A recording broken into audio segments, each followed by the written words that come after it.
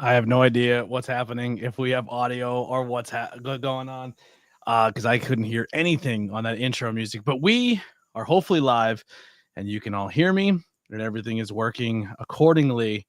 But we are back for another Hangout with ABJ. I'm not feeling the greatest, but the show must go on. We have to go live. We have to come see the people. And here we are for AEW Dynamite. Tonight will be Blood and Guts. And we're going to be doing the vertical stream over on YouTube as well as the horizontal. We are live currently on the ABJ YouTube channel, High Tension Wrestling, Tornado Tag, my ABJ Facebook page, and my personal page on Facebook and Twitch, which I didn't set up. Oopsie. I think we're live now on Twitch too. All righty. Why are you talking about your tummy? I think we both have tummy issues. I think because we eat like garbage. But yeah, so we're live. Blood and Guts. From what I've been hearing from the Razonator is that we have 3 matches tonight. We have 2 Blood and Guts and 1 singles contest between Adam Page and Powerhouse Hobbs. I'm going to pull up the show right now, and we'll see where we stand. Looking it up on X or Twitter. So yeah, that's exactly what we have. We have the Blood and Guts with the TBS champion, Mercedes Moné, Megan Bayne, Marina Shafir, and the Triangle of Madness, which essentially is like the female House of Black with Julia Hart, Sky Blue, and Tekla. Will taking on the AEW Women's World Champion team with Chris Statlander, Toni Storm, Willow Nightingale, Marina Shafir, Jamie Hayter, and Harley Cameron. We'll open the show for the Blood and Guts. Then we have a Falls Count Anywhere where the AEW World Champion Hangman Adam Page will take on the AEW World Trios Champion Powerhouse Hobbs. And then we have the Death Riders of Jon Moxley, Claudio Castagnoli, Wheeler Yuta, Daniel Garcia, and Pac taking on Darby Allin, Mark Briscoe, Roderick Strong, Kyle O'Reilly, and Orange Cassidy. They are in Greensboro, North Carolina. We'll be starting at 8 o'clock here Eastern Standard Time. You can watch it on TBS or you can live stream it on Max, HBO Max. So tune in, come hang out. We'll have some fun. If you are hanging out in the chat, already there's 40 people watching. What the fuck is going on? This vertical stream? I think the vertical stream's where it's at. I think people like the vertical streams. So welcome. If you're watching, let the chats go. What match are you most excited for here tonight? And what is your predictions for tonight's show? As my microphone keeps giving a little fuzziness, which I don't like. I think we fixed it. The vertical's where it's at. I mean, half the people just left, but we just had 52 people eyeballs on the camera right now. So that's pretty cool. So the vertical stream, I think, is definitely where it's at. I think people do like that. And I think YouTube is definitely pushing it.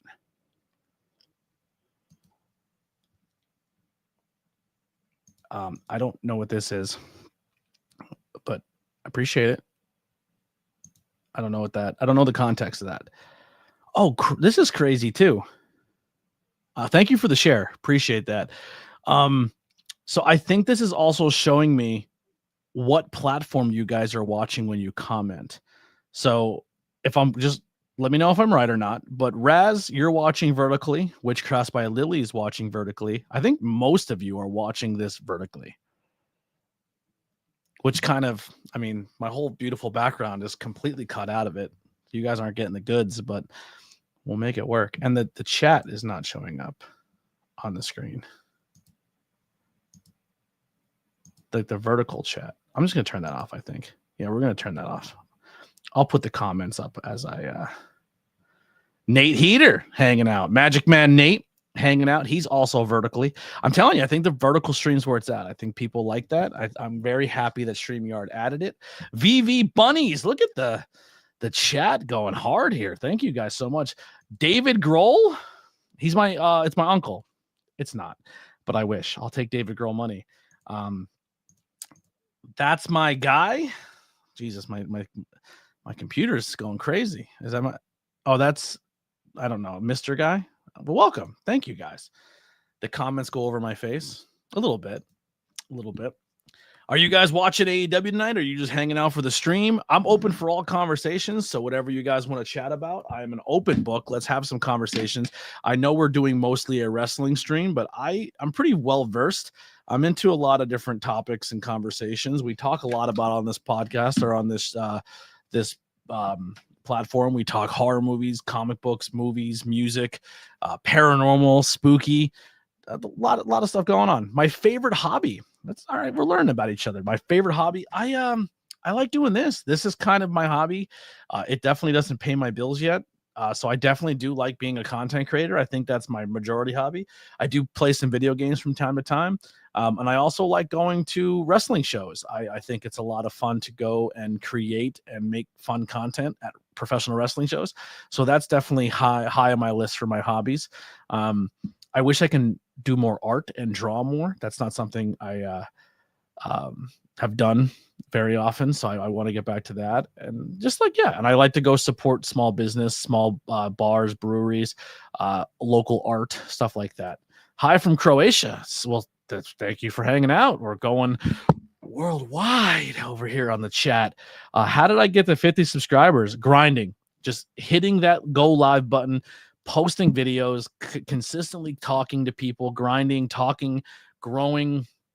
That's how I did it. So I'm live on 3 different channels. So depending on where you're watching right now, whether you're watching on the High Tension Wrestling Network channel, whether you're watching on the ABJ channel or my Tornado Tag channel, I have 3 different things I'm going live right now on YouTube. So if you click the links below in the description, that will take you to my link tree, and that's where you can follow me on all platforms.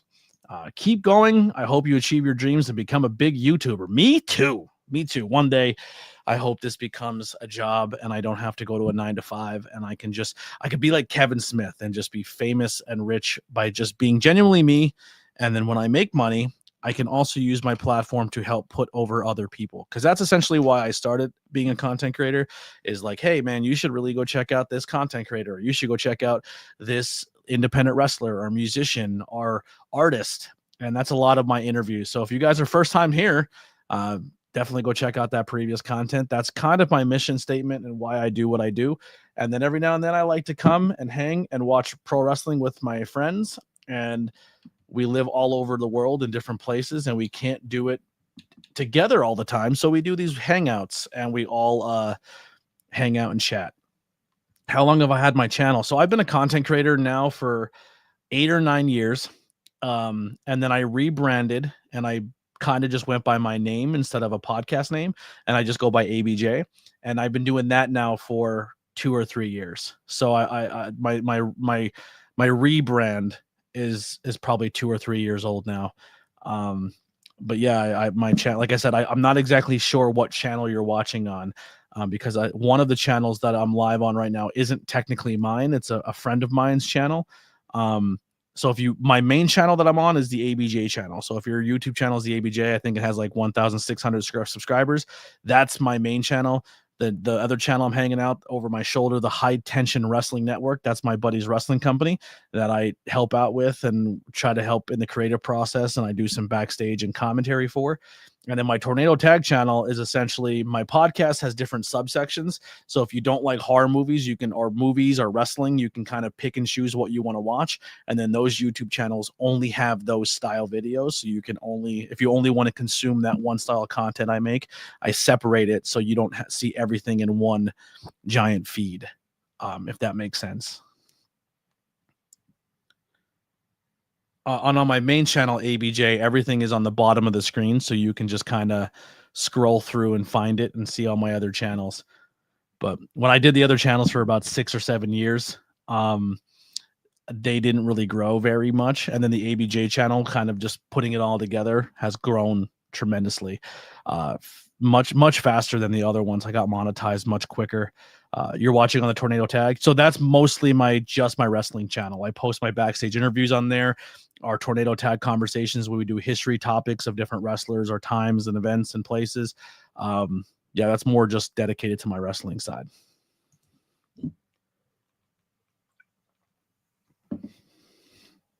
But I appreciate you having you guys. This is great. Was not expecting these many eyeballs to be on the channel tonight and more people hanging out. And the fact that the chat's flying, I really, really appreciate that. So let's keep the conversations going. I like learning about people, and I'm an open book, so ask away. Some of my regulars are here, so huge thank you to Raz, my buddy Steven Chambers, my buddy Nate, and my beautiful, beautiful girlfriend, Witchcraft by Lily, hanging out here all in the chats. I think that pretty much got the OGs out too. So I try to go live Mondays and Wednesdays and sometimes Fridays if I don't go out and live life, watching wrestling. So Monday Night Raw, AEW, and Friday Night SmackDown. And then on Tuesdays, I used to go live for podcasts. That's kind of rarer. Maybe that'll happen more in 2026, the live stream podcast. But everything else, I kind of use my other days of the week to record, edit, and then put those videos out. But I drop a new video every Friday. So every Friday is a new podcast video that is that is not live, and it's more video based content. This Friday will be, I should probably know this. I've recorded so many in the past couple weeks. I don't remember which ones are airing when. This Friday, I feel like it's,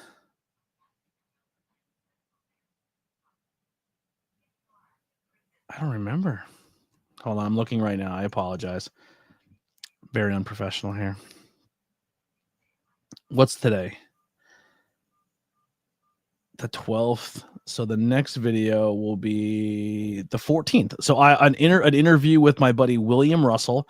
Actually, I say buddy, we're buddies now, but William Russell was a brand new a content creator that I recently just came across, and he messaged me and asked me to come on. So I get to learn his story about him being a musician and all that other cool stuff. So I'm interviewing a local musician from my area, and that interview drops next Friday or this Friday. And then the following Friday will be the episode about Gorilla Monsoon. So we're doing the history of Gorilla Monsoon. And then also kind of a little bit of a bonus this week. Sometimes I throw in some figure unboxing videos. And then sometimes I also throw in, it's like a shorter form interview called 5 Questions with ABJ. I have a couple of those coming out too. And my main channel is just ABJ. Yes, the ABJ channel. It should be linked in the bio below. It's Anthony Blackwell Jr., our ABJ. Yes. What's going on, Butcher? How you doing? It's a cool truck in your photo. He says, yo. All right, we got a minute before AEW goes live. I'll give you guys a little bit. So we have a Brody Lee figure unboxing coming. Actually, did that already publish? That should have published. Oh, it is published. Sorry. I have a 5 Question with ABJ Blazing Buds edition on the 17th. I have a Switchblade figure unboxing video dropping on the 17th. Rembrandt, a professional wrestler, talking about some his favorite wrestling stuff on that one. We have the Better Than You Adam Cole MJF Bebe figure, Adam Cole Bebe figures. Better Than You Bebe figures dropping on November 24th. Then on the 28th, we have our re-debuting episode of Truth Behind Illusion with myself and Witchcraft by Lily, and we're talking about vampires. So if you like vampires, yeah. Oh yeah, and for the people who are wondering, and we were talking about this before, Lily just got the phone call. The insurance has approved her surgery, so she's getting her back fixed. Your boy broke that back like Bane. I keep saying that, but I didn't break her back. Years of abuse and hard work and dedication broke Lily's back.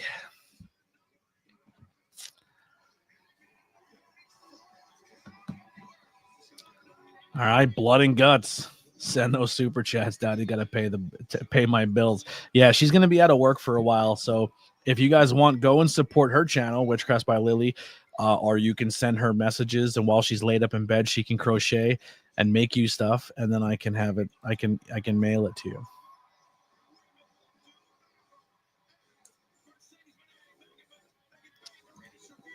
I don't know how I feel about being called the camel that broke my back. That is that a fat joke? Are you trying to say I'm fat, Lily? It's fucked up. All right, here we go. Women's blood and guts.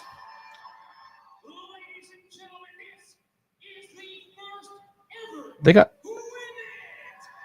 It is the first ever women's blood and guts. I've completely forgot about that element. 16 people watching on ABJ. Thank you guys so much. High tension people have immediately left. One person still on Tornado Tag and one person on Twitch. So we got a little bit of a fan base here. They have Pyro on the stage, which is kind of interesting.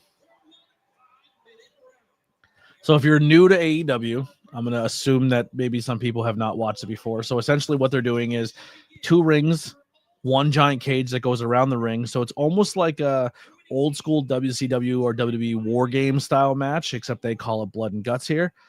They fill the ring with weapons and stuff like that. And then it's similar to War Games where 2 people start and the match doesn't officially start till all members of the team are in the ring.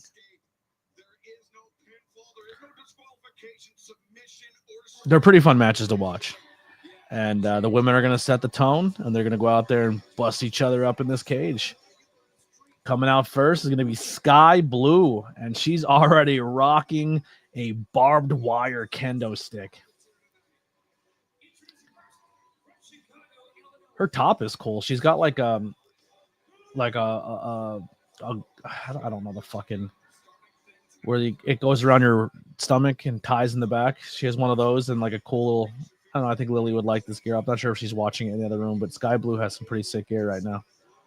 It's very independent wrestling female gear where it looks like I'm not saying this to be negative, but gear is expensive and it's hard for women to have certain aspects of their gear. So a lot of it just looks like stuff you get at adult stores.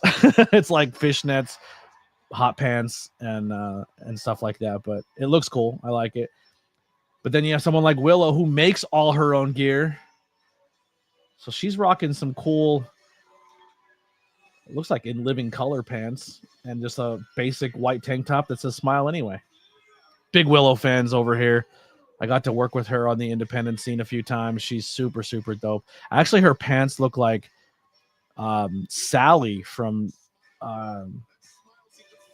Nightmare Before Christmas. It has like that patchwork look. Willow's such a intoxicating, like she's just her attitude is intoxicating. She's super sick. And she's coming out with a trash can lid with a little smiley face painted on it. Oh boy, we lost a lot of viewers already. People are checking out. They hate it. They already left us, guys. Now we're back to the original people.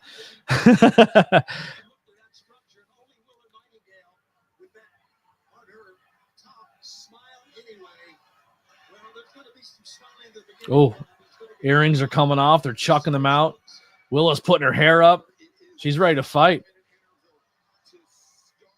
I like Willow's hair tonight. She has her hair up, but then she has 2 braids in the back. Oh, they're going super soft with it. Oh, Willow, that's barbed wire. You're getting hit with. You got to sell a little bit. There she goes.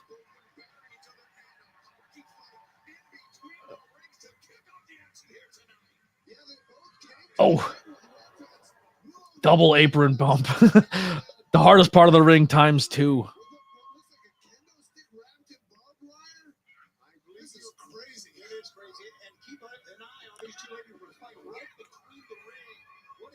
Willow and Sky Blue beating the dog shit out of each other. Willow right now with the upper hand. Raz, who's your pick? Do we have do the baby faces go over in both matches or oh,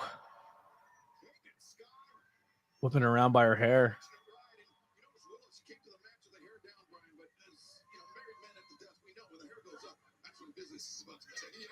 Oh, that's a double meaning. He said when the hair goes up, men know that when women put their hair up, business is about to go down. And that can happen in, I guess you could say, 2 aspects.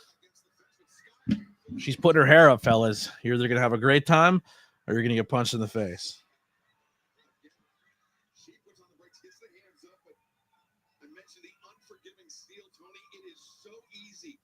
For a laceration to occur, not just on the head, the face, but on the hands, the body as well. This deal is it's no cliche, but it is not forgetting. You can throw someone into the cage. You notice we do have it. Lily, are you watching from the room or are you just hanging out? Ooh, big kick to the head. To the side of the head, Sky Blue sent down. Will Nightingale once again returning. Sky to the outside into the cage. Look for maybe the power bomb, the Dr. Bomb. Oh, where are we power bombing to here? Oh, on the ropes into the cage. Okay. Yeah, they built like a little platform that goes on each ends of the ring, so they have a little more space between the cage and the ring to play with, and they're definitely using it to their advantage right now. I would have taken it a step further, and I would have put that extra little barrier around the entire ring. It looks like they still have a lot of space between the ring and the cage itself. So I would have done that all the way around.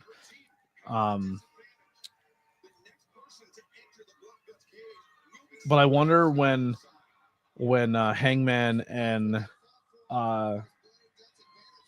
Powerhouse wrestle, if that little section is going to be taken away, or if that are they just going to wrestle? Because like the other one's a false count anywhere match, because I think they can go anywhere in the building. So that's good. Oh, Sky Blue, we got some color. Got some color on TBS. Got some blood. The blood's out. Now we need the guts. Oh, Sky got a good one. She cut herself good.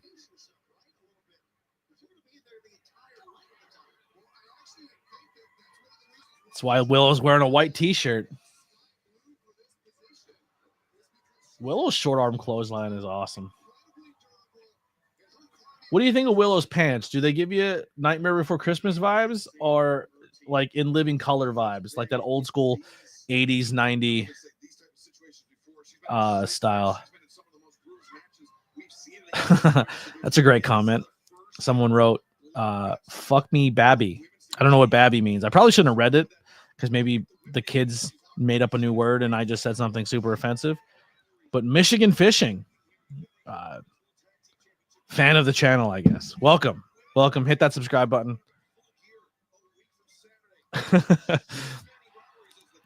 I need to learn my lingo before I read my chats aloud.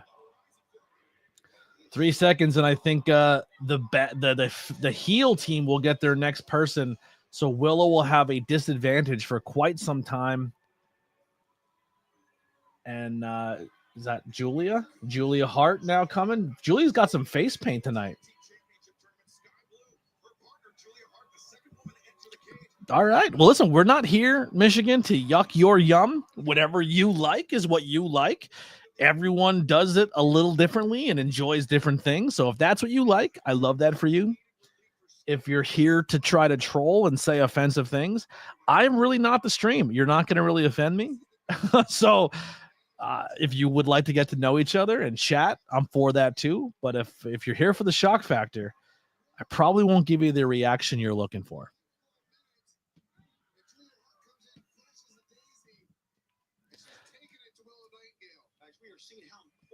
He thinks writing "I like big black cock" in the chat will deter me. He picked the wrong stream, ladies and gentlemen.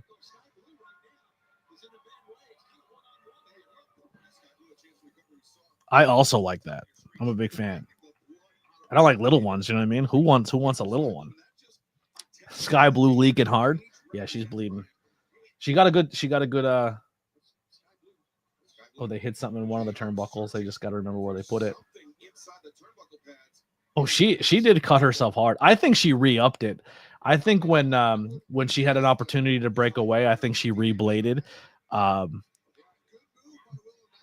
Because she wasn't bleeding that hard at first. I think she popped it more, or she slipped more. I think she definitely wants to bleed.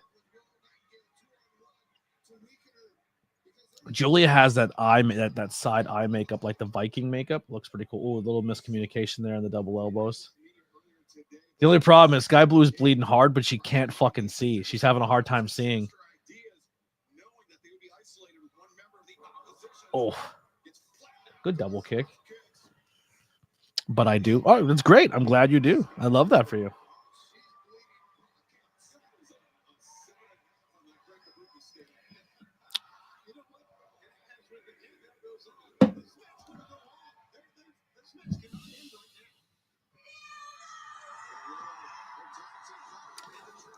Harley Cameron coming down. I think the first initial time frame before they added somebody was definitely a lot longer than the Harley Cameron joining this time around.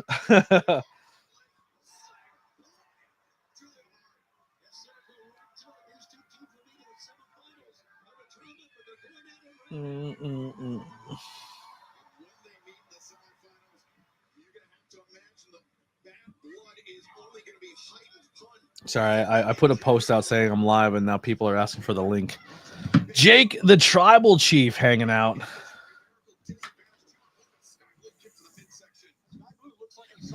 You're just maybe. You don't got a dick. You're right. I don't. I'm like a Ken doll down here. She's gonna end up getting gas early with the amount of loss. It's very possible.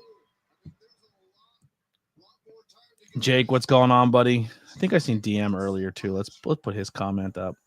We know that the more you believe, the tougher it is to breathe, the tougher it is to catch your breath, because every time your heart pumps, you're losing not just blood but oxygen from your system. Yeah, and you get dizzy. You know, and in a match like this, the last thing that you want is to lose your Harley. What are we doing? Now the babes of wrath. The babes of wrath.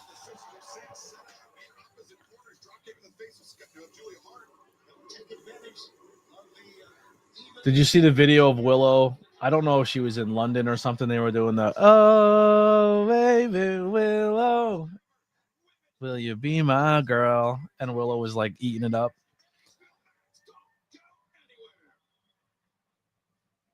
It was definitely London, because we don't do cool stuff like that in America where we have cool chants. Oh, car commercial. Let's see if it's bad. Blazy Alexander.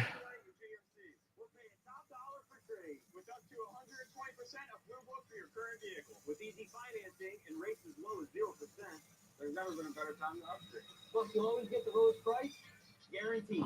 Because when you buy from Blaze, you're always gonna save. It wasn't that terrible. It had the awkward, we're gonna extra hold a handshake for a shot with a customer shot, but that one wasn't that bad. Some of these car commercials are pretty fucking rough, where they like add, "We're here to save you so much money." 1 week until Saturday, and DM is going to AEW Full Gear. Congratulations. Love that for you. Also, if you're hanging out and you want to hang out with us more often, even when we're not on stream, in my links below are also my Discord link. So if you guys want to come and hang out and join the Discord, we're always usually there chatting or some type of conversation is going on, so you can come and chill with us there. Dude, the vertical stream is dominating. Like, I feel like everyone's watching the vertical stream. This might have been the move. The move for StreamYard was giving us the option to do the vertical streaming.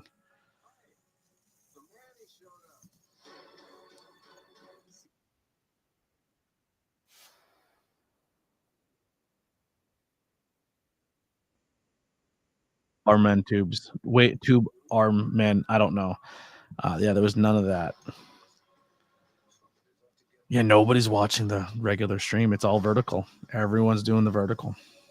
I don't hate it. I don't hate it. I just gotta keep myself more in shot on the vertical one, because I keep walking off the screen a little bit. Sorry, I can't wait to get the new microphones and the new audio setup. But I'm learning now that when I order the new microphone cables for the new audio setup when we do the podcast, that I need to order another set of cables for I don't think you guys can hear it, but there's a static. And it's very, very, very faint, but I hear it and it's driving me crazy.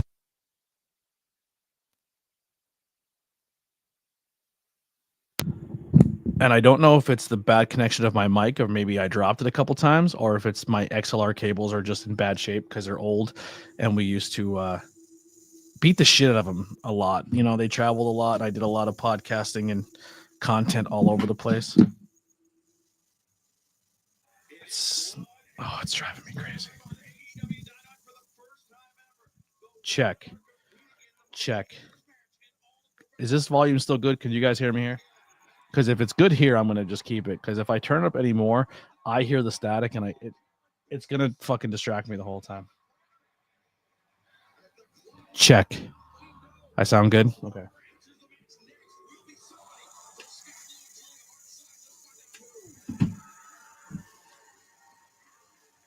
All right, so the entire trios team is here. Sky Blue, Tekla, and Tekla all in white. So I think Tekla's super blonde hair. Tekla has like a Lady Gaga look a little bit. But she's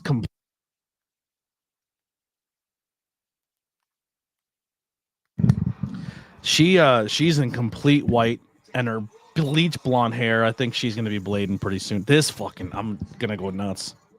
It's pissing me off really bad.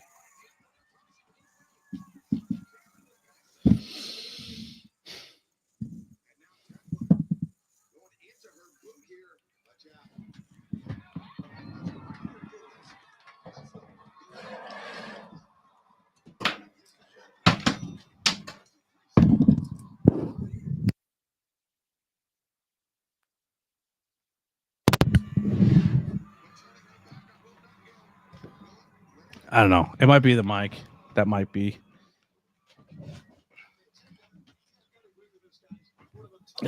Sorry, I'm frustrated. I'm getting frustrated. Maybe it's the mic. I feel like this mic was doing it last time too. Give it time. It'll start fucking staticking and it'll drive you crazy.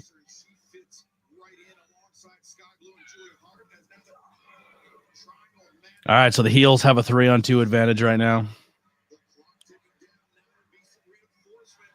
Jesus Christ, they're already sending the next person out? Tekla just got in the ring. Jamie Hayter. We haven't seen Hayter in like 3 fucking years, and she somehow squeaks her way into this blood and guts match. What did she just... Oh, she just hit with the bag of thumbtacks that she had and literally busted the bag open, and now the thumbtacks are everywhere, so they can't even put them down in the ring in one continuous spot. Now there's just thumbtacks everywhere.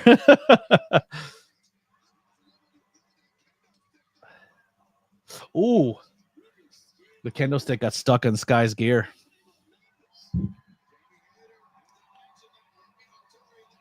I think Tekla's look. Is Tekla looking for her blade spot yet? Nope. She's over there doing something. I look at the stuff I'm not supposed to look at.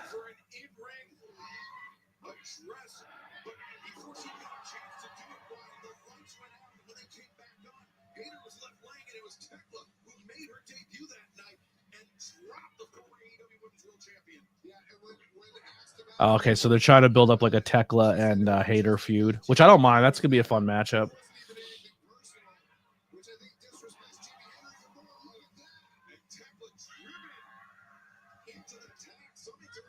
I like Tekla. I think she's a little underrated. Oh, Jamie got the barbed wire stuck all over her.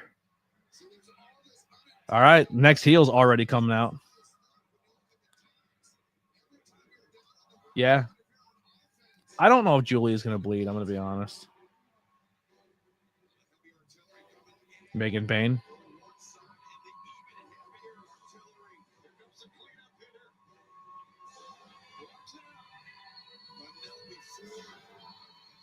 Megan Payne is a beast.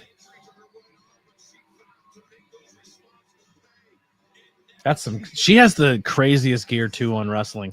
She's been doing this gear even on the independent scene. She is she has to invest thousands of dollars in this gear. Like I don't get how like a WWE doesn't look at a Megan Payne or see a Megan Payne available and just not be interested. Like I feel like she fits the WWE mold so well. It's a big get for AEW to have Megan Payne, I think, in my opinion. I thought Megan Payne is probably the reason why Camille isn't really sought after as much anymore. I think Megan Payne has more of the look. Camille's southern accent, I think, hurts her a little bit.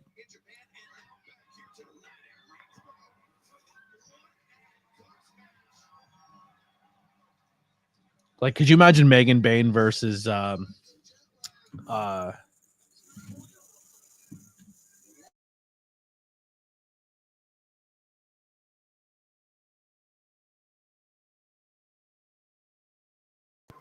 It's fucking driving me crazy. I literally just bumped my computer and now it's starting static. Trying to keep my shot with the vertical string. I'm moving around too much. It went away. I'm good.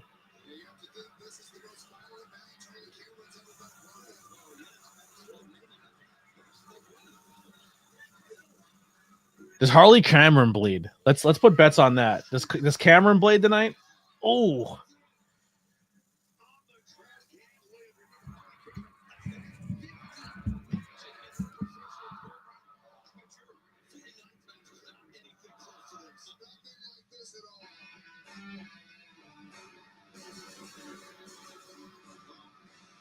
Here comes the champ, Chris Statlander. Oh!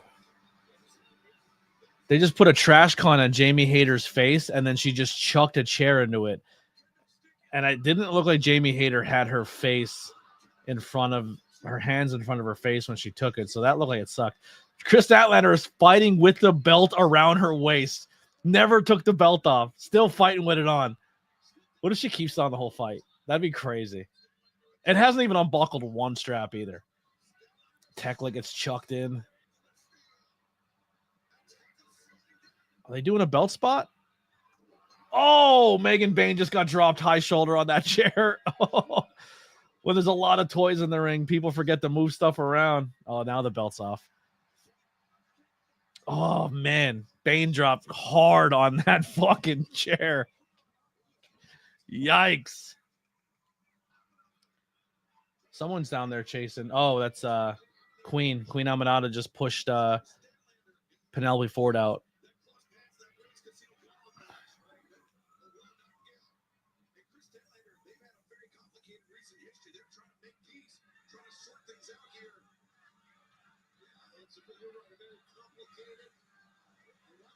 Oh, that they messed up the spot the first time where Willow was supposed to hit Chris Statlander, but Sky Blue fell when they did it. So now they did the whole Chris Statlander push Willow, but it didn't have the same effect.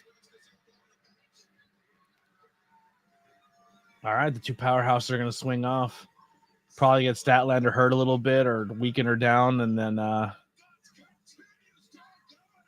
who are we missing?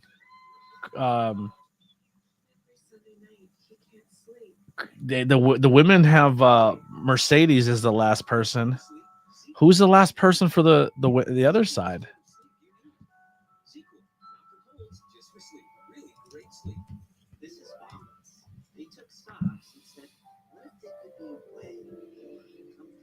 Am I missing somebody? Am I bugging? Tony Storm. There you go. Thank you. I knew it had to be somebody big. I'm like, they didn't bring. There's still a big name not out there. If Mercedes is the last women on the men the last woman on the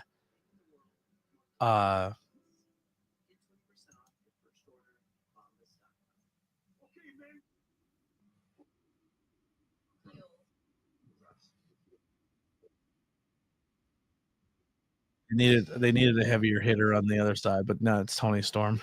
Tony Storm coming out before Statlander is kind of a. I get why they did it, but it doesn't make Statlander look anymore. It doesn't make Stat look very important.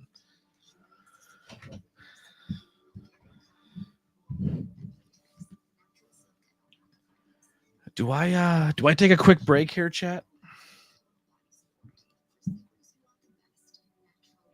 Can I make my camera less zoomed in on the other stream? I don't like how tight it is. How tight it is. All right, give me 1 second, chat. I don't have anything to drink, too. This is probably a bad move. Oh, real quick, if you guys want, this weekend, if you're in the Pennsylvania area, I will be at WTW. Wow, that's wrestling shows November Rain. Doors open at 5, bell time at 6. All tickets are $10 in Summit Hill, Pennsylvania. And come see me do some ring announcing and commentary. And then the following weekend, I'll be in Jim Thorpe, Pennsylvania, Bell time at 6 o'clock. Doors open at 5. Kids are from 6 to 12 are 10, and adults are 20. And that'll be for Radical Wrestling Experience. So I'm getting a little bit of independent love there. But while we're on commercial, I'll be right back.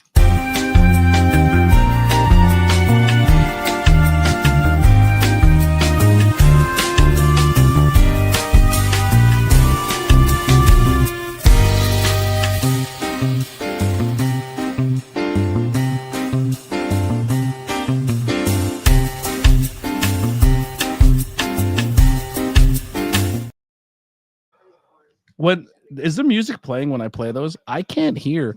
I don't know if it's a new feature on StreamYard, but I can't hear the videos. I didn't hear my intro music and I didn't hear the Be Right Back music. So are they playing for you guys? Can you hear them? I can't.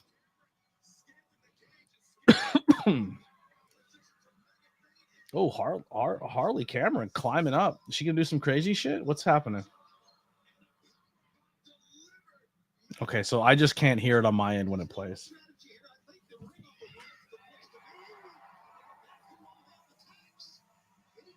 Is it? Hold on. I'm not gonna play it long, but I want to see if maybe I just.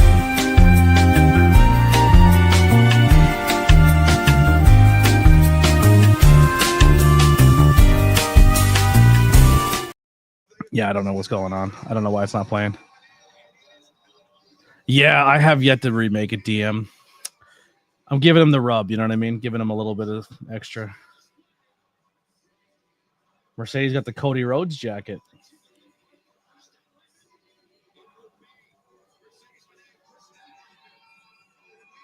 Does Mercedes bleed? I say 0% chance.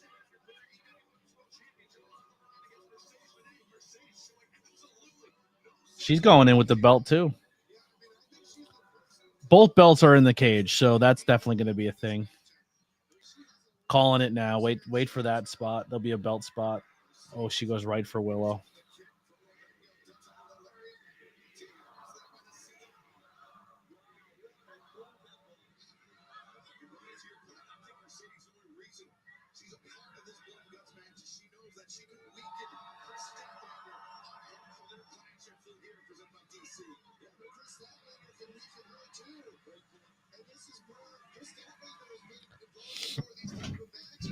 Well, maybe this is your belt spot. She's going to slam her down on the belt.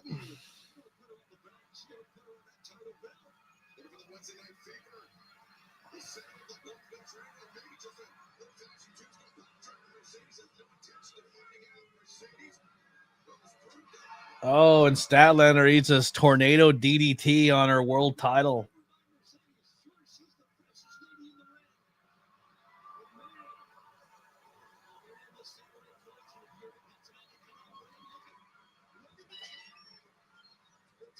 They don't exist anymore? Huh? No, he's saying that the logo is still there, but I still think I think they're still a thing. Yeah, but the Ben Franklin connector. Oh, yeah. Yes. The Ben Frank connection doesn't exist anymore. That aspect, yes, is dead and gone. But I think they're still a podcast. Yeah. I think they're definitely still a podcast. I don't know. They have me blocked and everything, so I don't even know what they do. I'm going to be honest, I don't really look. I hope they're doing well. I hope they're successful. Hope they're having fun. What they do does not affect me whatsoever. Johnny. I'm not sure who Johnny is, but he says, "Sup, man? What's on, Johnny? Thank you for stopping by. If it's your first time, make sure you hit that thumbs up button and like and share. It's going well. I'm watching a little bit of AEW Blood and Guts. The first ever women's Blood and Guts match happening right now. The match has officially started. All contenders are in the ring. We got some blood from Megan Bain. Megan Bain's bleeding. Sky Blue is bleeding. I don't know if anybody else has bleeded yet. I feel for how much white Tekla's wearing. She's got a... Oh, Mina. I forgot Mina's in this.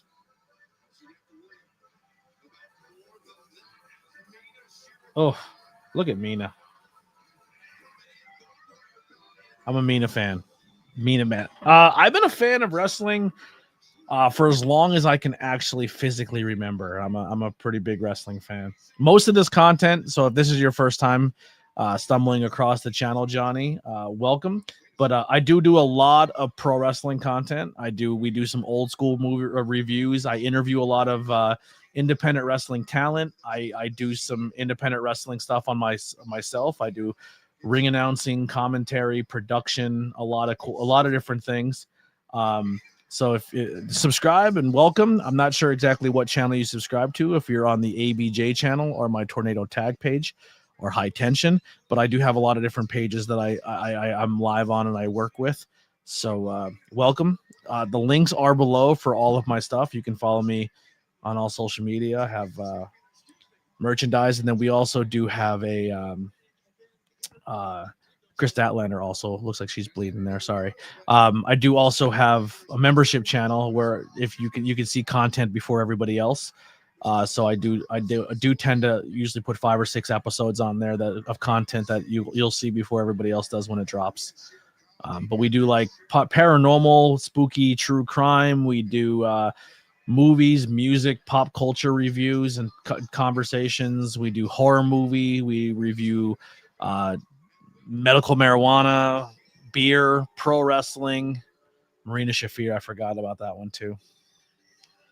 There's a little bit of everything. It's a variety show here. It's like a crazy episode of the Muppets.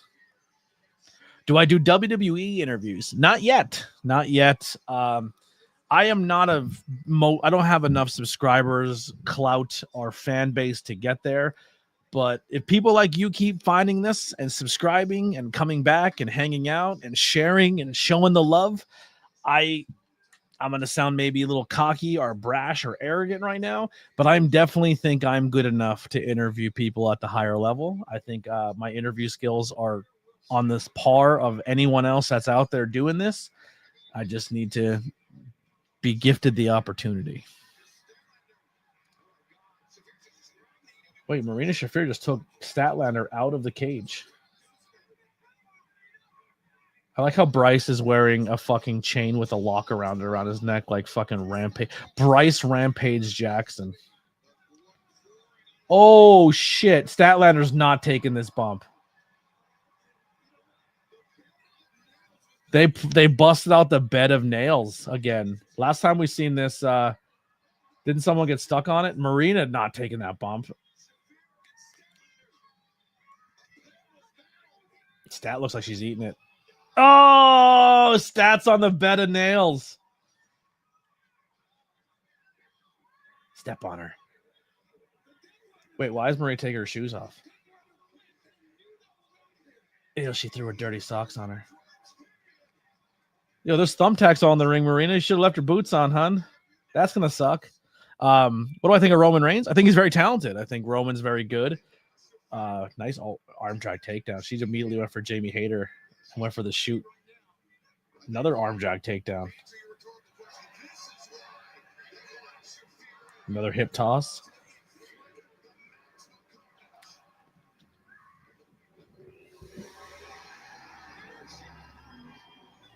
He might be your cousin, Roman Reigns. Are you Oh, Tony's lost her mind. Her makeup's all over her face. Oh, she's got pearls.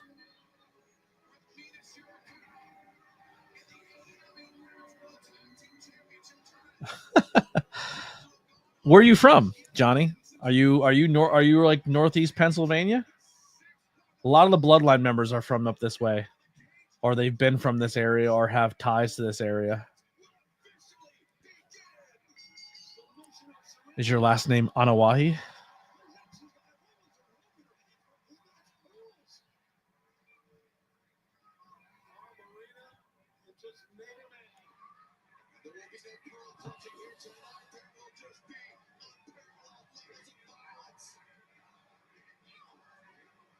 I like how they're booking Marina Shafir.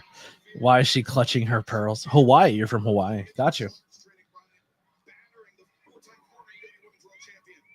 I've worked with some Bloodline members in the past. Nice. That's awesome. I've worked with Samu. I've worked with Lance. I've worked with Solo. I've worked with actually at a physical 9-to-5 job. I worked with Samu's sister. It wasn't even like in a wrestling aspect. It was literally loading trucks. I was working next to a member of the Bloodline before the Bloodline was a popular thing. Who else? I worked with a few people. There's other members of the Alpha Junior. I worked with Alpha Junior. There's members of the Bloodline who aren't even like famous yet, so there's so many more out there. But I definitely respect. Oh, Tony's doing the broken glass bit, smashing up the bottle in the bucket, and then putting it all over her fist.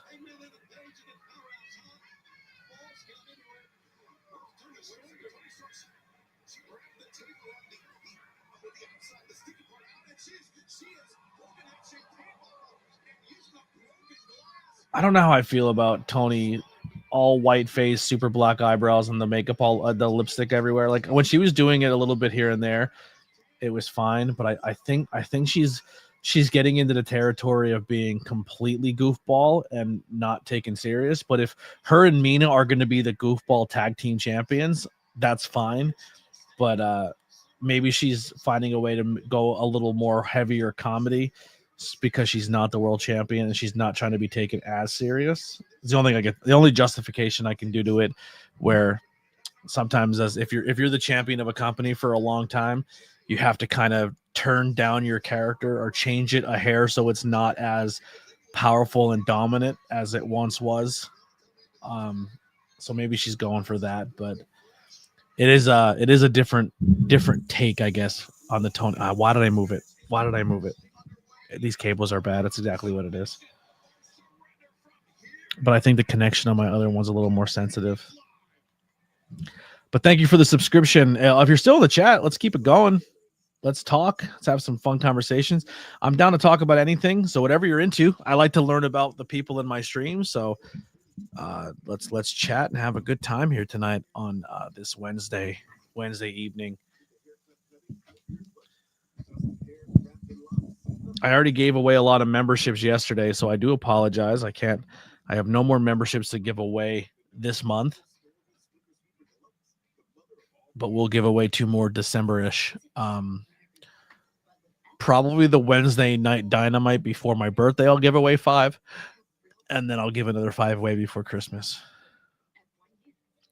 When do I plan on doing Terrifier 3? So Terrifier 3 would fall more under a Christmas movie. So I have to find a day to get with Courtney and record that. And then that'll probably get recorded hopefully by this month. And then I can post it for December. A December episode. I have a few horror movies that I definitely want to watch. I probably want to make plans to watch a movie. Tomorrow night, I do have another interview. I'm going to be interviewing somebody else for an episode that'll probably drop in January. Another interview. And then Friday night, we have SmackDown. So I might do a SmackDown live stream.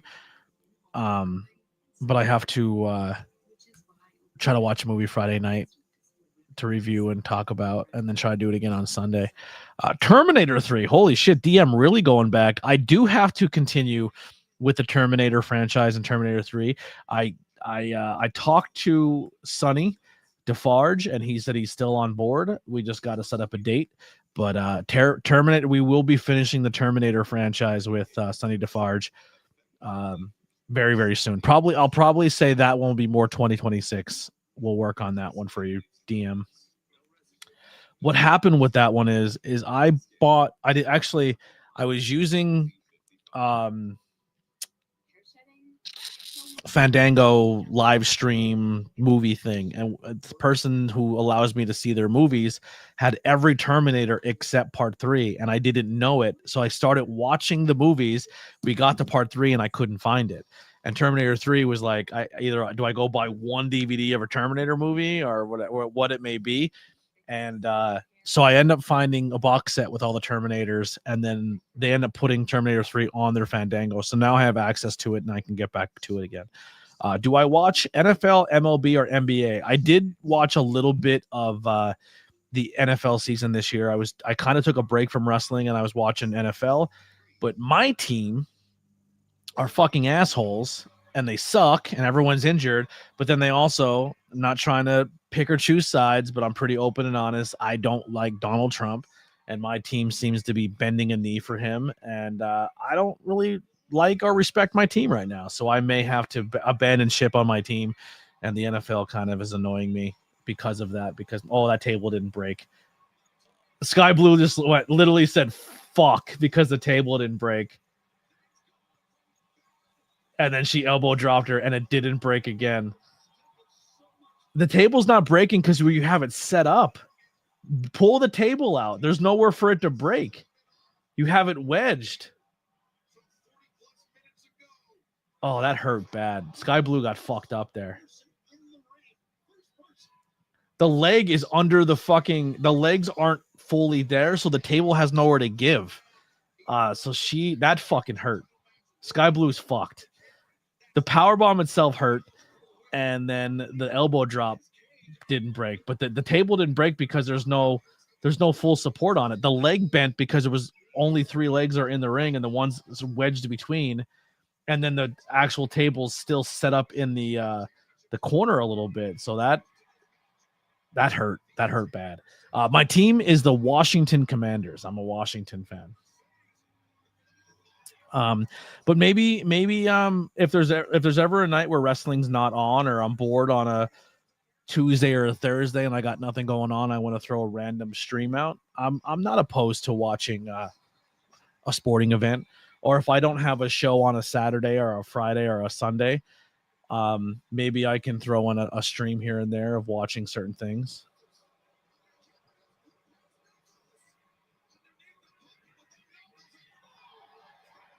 Harley Cameron with the Nux.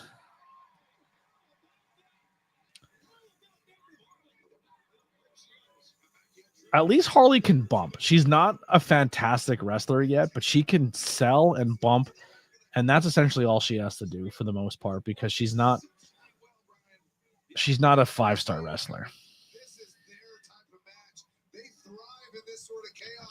Am I a fan of the LA Dodgers? So all of my teams, for the most part, are all Washington-based teams. So I like Commanders, Nationals. Julia Hart climbing out of the cage, and so is Tekla.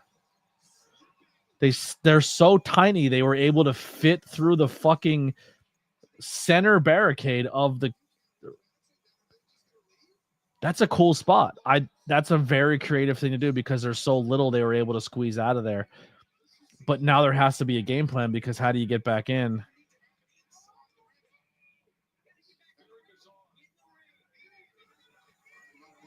So they're going to take the key off the ref.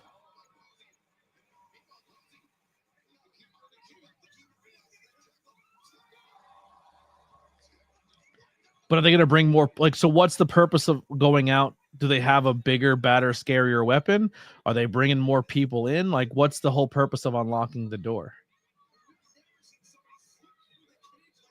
There has to be a payoff to this. I would think that the table that has all the belts on it is going to be a spot, but I don't think it's going to be off the roof of the cage. I definitely seeing it being, ow, that fucking hurt. Jamie Hayter took a really rough bump there. There was not a lot of space for her to fucking fall. Harley took it the right way. Jamie Hayter took it like a psycho. So I think someone's going to, Statlander took it pretty rough there too. That sucked. I think someone's going to climb the side of the cage and then get power bombed off the side of the cage onto the table. But the whole purpose of Blood and Guts is to wrestle within the cage, and now they're all outside fighting in it. So I don't know. Sorry, if you're going to have a gimmick style match, you have to stay within the through line of the gimmick. And this might, if this is just to go through a table, I don't like it. We'll see. Let it play out. We'll see how it goes. But yeah, going back to my sports team. Sorry, Johnny. ADHD sometimes takes over, and watching something live, I'm trying to just talk about what's on. So all my teams are pretty much, for the most part, Washington-based teams, but I am from Pennsylvania. So I am from the Pennsylvania area, but I've learned to like and respect more the PA teams. So I do watch some Philly games. Like if I go to a local bar, for the most part, I'm going to be watching Pennsylvania-based teams. So yeah, so I kind of watch a lot of the PA-based stuff, and but most of my teams are Washington. But I also like the Anaheim Ducks, and I like Notre Dame. I'm a Notre Dame fan as well. So that's exactly why they went out here. They went out of the ring so they can go through Mercedes' belt table.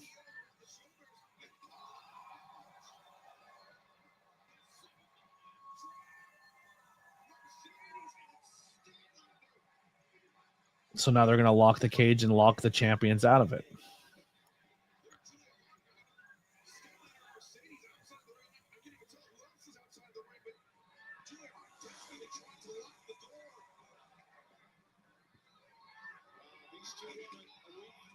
So whatever's about to happen in the ring is definitely going to be a situation where they're going to protect the two champions from whatever wild, goofy, crazy spot is going to happen in the ring right now.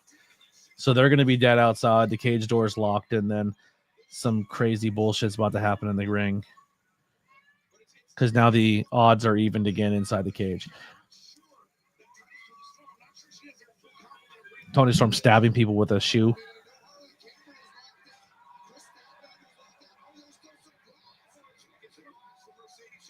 Oh, Marina Shafir with no shoes on still is fucking bonkers to me. She went no shoes with the glass and thumbtacks and the barbed wire everywhere. Kudos to her.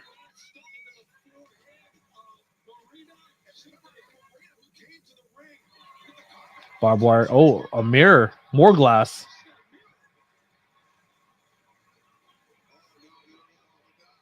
Oh, shit.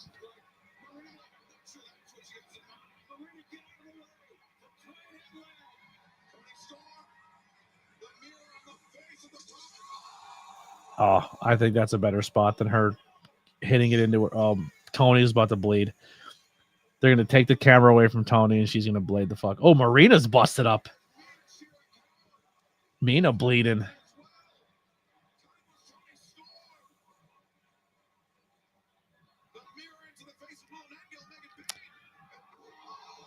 When did you find out about that, or when was that told to you? I probably shouldn't have asked that question. I should just let it go.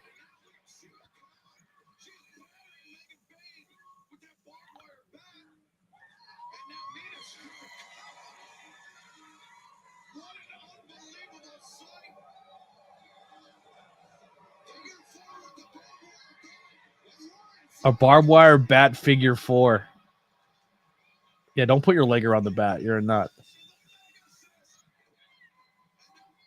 Oh, shit. Mina, our fucking Marina Shafir stomps on the glass and then stomps somebody in the fucking chest.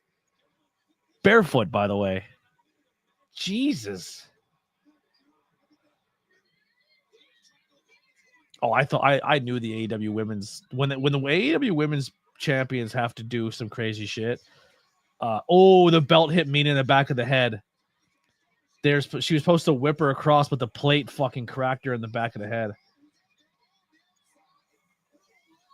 Yeah, so this is why they took the champions out of the ring, because they're telling a storyline between Tony and Mina as the going for the new tag team women's championship. This is gonna be the possible surrender spot where she's gonna do it to save Mina.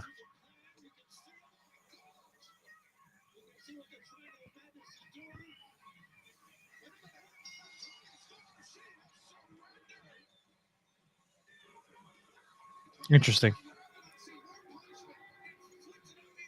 Yeah. So I'm gonna stay quiet.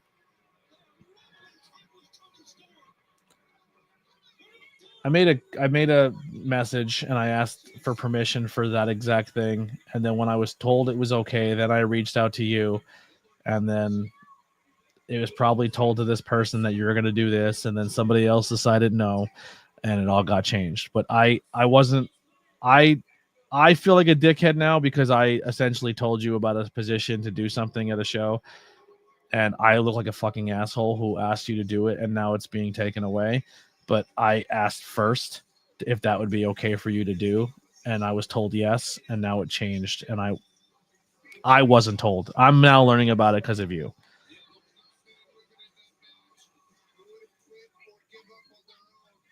But when you love somebody, I mean, you'll protect them with all your life. I don't blame I'm gonna once again stay quiet because then I sound bitter and angry. But it is what it is.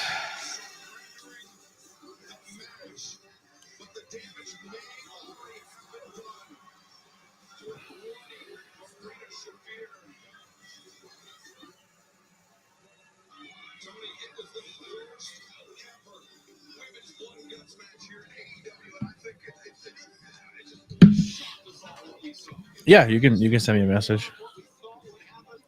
I just feel like a dickhead because now I feel like I offered you something, and now you're excited about it, and it was a situation where I asked first, and now it's being changed.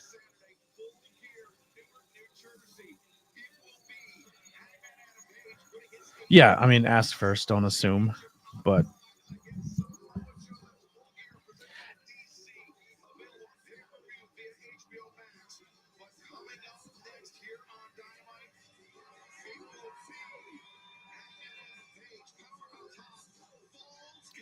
at the end of the day, the backstage promo position is not gonna be as important or revered or wanted as much as the other jobs within the company. And when you're at independent wrestling shows, they wonder why they can't get people to help, but people aren't going to help for free. And when they have people to help for free, they're going to put them wherever they want them and not so much where they want to be, because it's what the needs of the company are. But also, you can't expect the wants and the needs of the company when you're not actually paying the people either. So it's definitely a tough. It's fucking entertainment industry, right? It's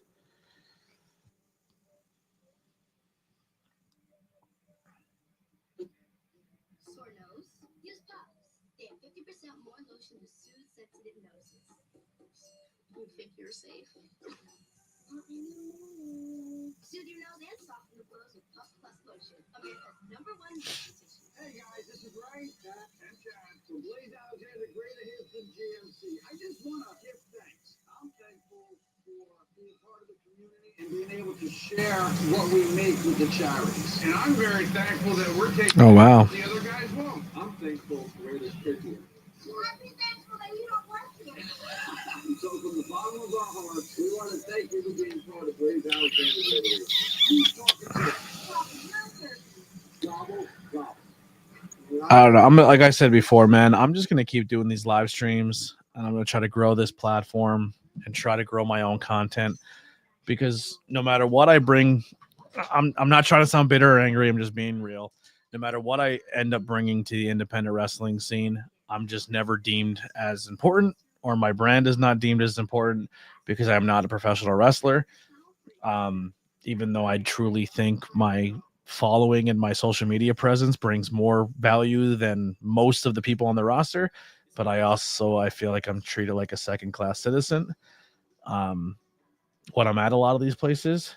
And I don't know, I'm at a point where I'm really debating in 2026 if the independent wrestling scene is for me, or do I just continue and make my own content? And because every moment I'm not at a show and I'm doing 8, 9, 10-hour shifts at a wrestling show for gas money, and then coming home and doing all the edits and stuff. Sure, they get views and they grow, but like, it doesn't seem like it's being appreciated or valued. Or I film all this content and then people take it and then don't tag me in it, or don't appreciate the work that I put in, or they just want to take my footage and use it. And it just kind of, I don't know. It just like, I feel like the time I'm putting into helping other people's brands, I can be putting into myself and go that route. And it just, I'm still trying to figure how I do that.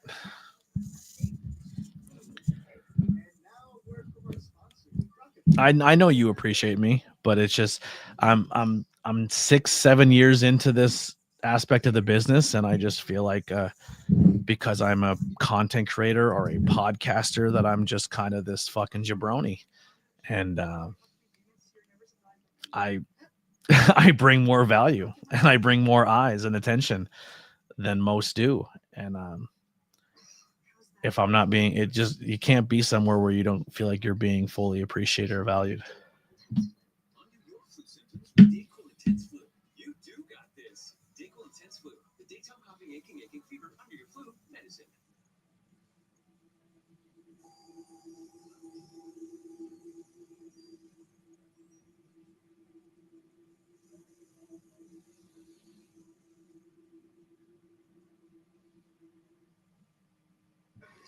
Welcome to AEW Dynamite, and during the break, we have a call into some sort of situation in the back. It seems, but the Dodgers family attacking.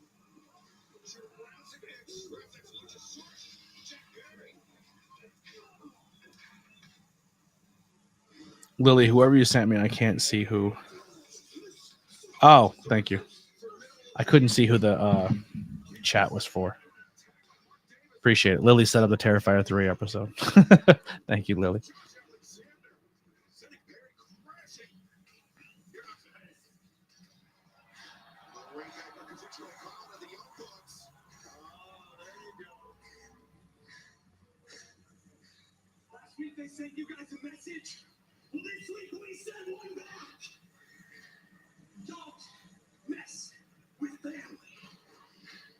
And here's the thing, man, Nate. If you go to the shows and you have the mentality of it's everybody before yourself, they will absolutely love it and they will appreciate it. And they'll say, oh my God, I appreciate the fact that you wave our flag higher than your own.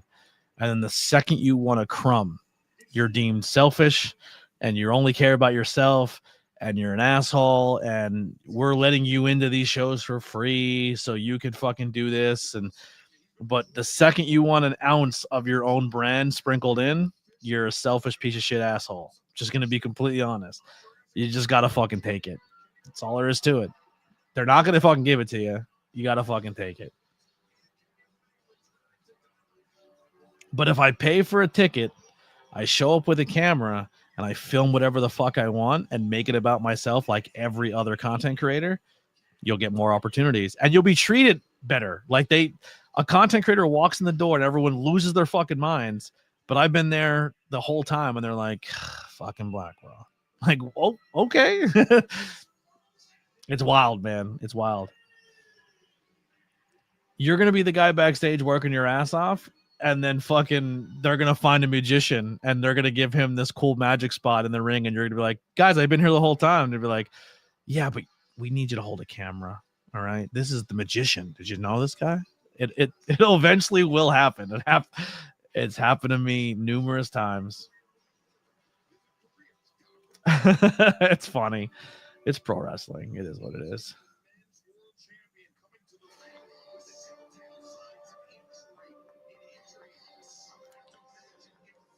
Powerhouse Hop. He's wearing all white. You get more blood here. Some nice gear.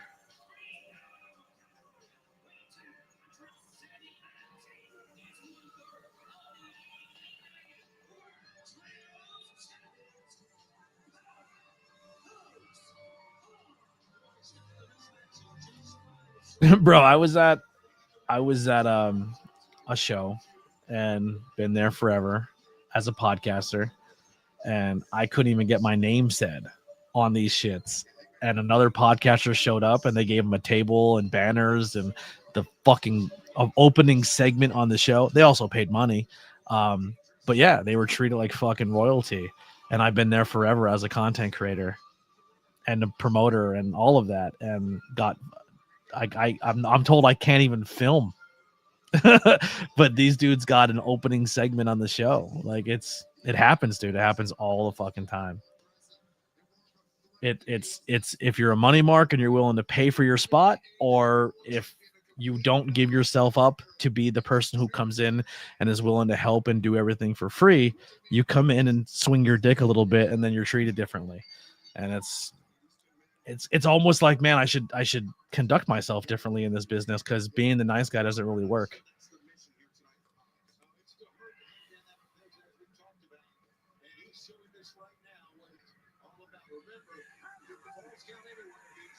Oh, I could rip off a turnbuckle pad too, but maybe not as good as you. If Hangman couldn't get that off, that would have been funny.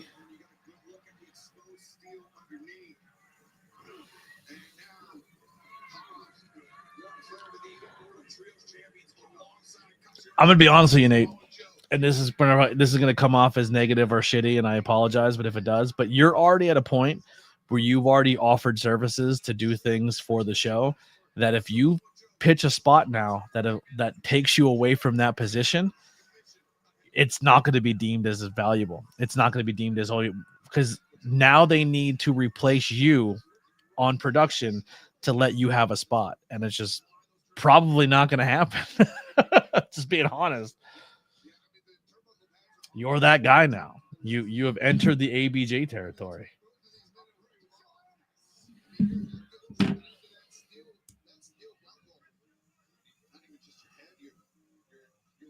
Your spine, anything that connects directly with that exposed steel, that is disastrous. A low bridge, Powerhouse Hobbs coming over. You're like, hey, I have this great idea, and they're gonna go, what's that? And you're like, well, maybe this one race, you just let me win, Ricky Bobby, and they're gonna say, but if you win, how am I gonna win? And they're gonna go, that's crazy. You're right.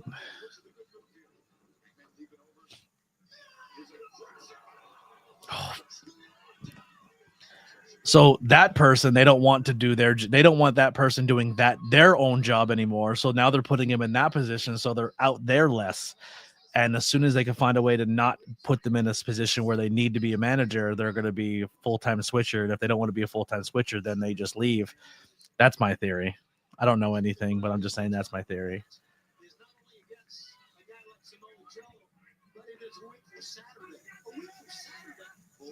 And as soon as they quit because they're not doing the role they want to do, then they're going to need a new switcher, and they're going to need someone to run that switcher when they quit, and they don't want to be there no more because they're not doing the job they want to do. Insert you. And now you're that job.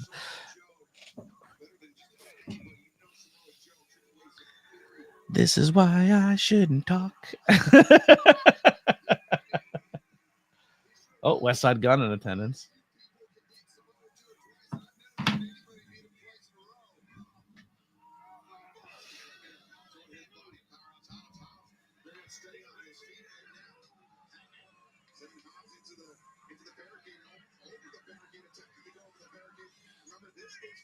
And then you won't be in the business. That's just being honest. That's just how it works, brother.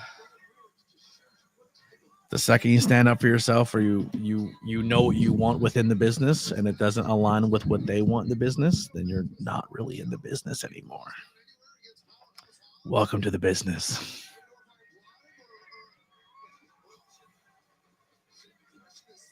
This is why I built up this before I entered that.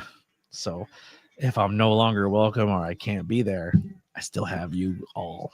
So it works out for me. Me not showing up to wrestling shows will not affect my content side of things. My content side of things is always priority, and then the wrestling stuff is the secondary thing that I can use to make connections, meet people, or maybe grow a fan base. But realistically, I'm way more of an opportunist to get a fan base and grow this by hitting the live button and being in front of this camera, in front of this screen, in front of this computer, in front of these people, than I am being backstage at a show or ring announcing for a show where 90% of the people don't even realize that the guy doing the ring announcing is a content creator because it wasn't promoted that it was done that way. And if the promotion doesn't turn around and say, hey, this person's important, you should care about him, then no one's going to care about him, because that is the design of the wrestling business, is we're going to tell you who you think you should care about, and everybody else is just kind of fluff entertainment to get you to the next segment, and then we're really, really going to showcase the things we like. That's wrestling. But the funny thing is some of those people who are the fluffers think they're the stars and they think they're super over, but realistically the only ones that are getting over are the ones the promoters want to get over, because they're the ones that they push. Happens at every level of professional wrestling, every company. That's just the way it's designed to work. You could bring a ring announcer in and you can say, here's our ring announcer. And sometimes you'll get over because you're really, really, really talented, or you get over on social media and then the fans carry it over, which is the smart move. But if you do that, then you get in trouble sometimes because then you're more valuable or you got over before they wanted you to get over. Or you bring in, hey, this is this huge content creator, or this is someone we feel is really, really good, and they're our ring announcer, and you should love them and follow their page and go check that out and push that out, that narrative, and then people will care. But that doesn't apply to everybody. That doesn't, not everyone gets that kind of treatment. And I've been doing this 8 years, and I think I've gotten 3 posts that where people are like, you should go check out his content. He'll be working our show this weekend. Save now with up to 50% off. Sales, holiday specials. Don't let me deter you. I'm just trying to be realistic and honest, but this is what gets me in trouble because I'm negative and I'm mean. Just not a fucking idiot. Brandon, what's going on? Welcome back.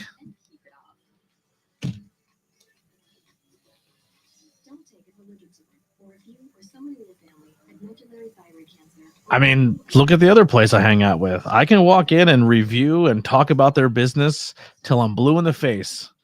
And I'll be like, hey, you want to collaborate with me and do something? And they'll ignore you. But the second other content creator shows up, everyone sits down with them. They give them free beer, free product. They interview them. They tell their life story. But I'm there 4 times, 8 times a month recording content, putting over the brand. No one gives a fuck. You got to go where you're valued. Or just don't set expectations of how you think people are going to deem you or treat you or value you. You still have to have that self-value in yourself, because even if you're not getting it from them, you still have to have it in your own self-worth. And maybe don't put all your eggs in that basket, or be like, hey man, I love and respect and I want you all to be successful and I appreciate y'all, but like, I got to go find a different way to do my thing. And I still hope you have success and do everything. And there's no hard feelings. And that's kind of where I'm at with a lot of different people. I put over a lot of people and support a lot of people and talked very good about a lot of people. And those same people know I do this, and they really haven't said a word to put over this side of me. And I put a lot into this, and I sacrificed, and I lost a lot for this. So it's just like, and you as your own art form and your own form of content, you have to find your own self-value and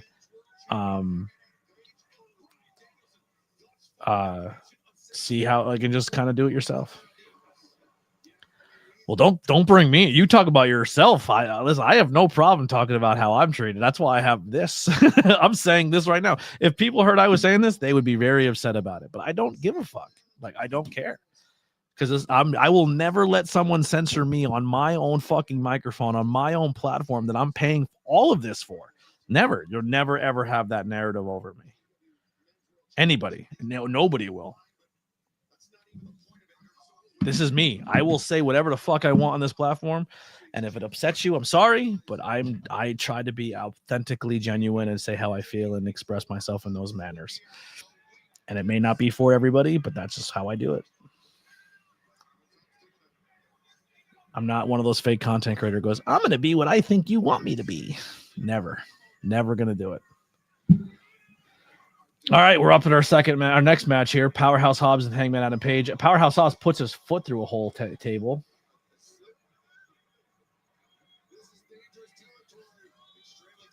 I do think, I will say this. Here's where I think AEW might have fucked up. I think 3 style matches in this aspect is too much. Jesus, why would you take that fucking bump?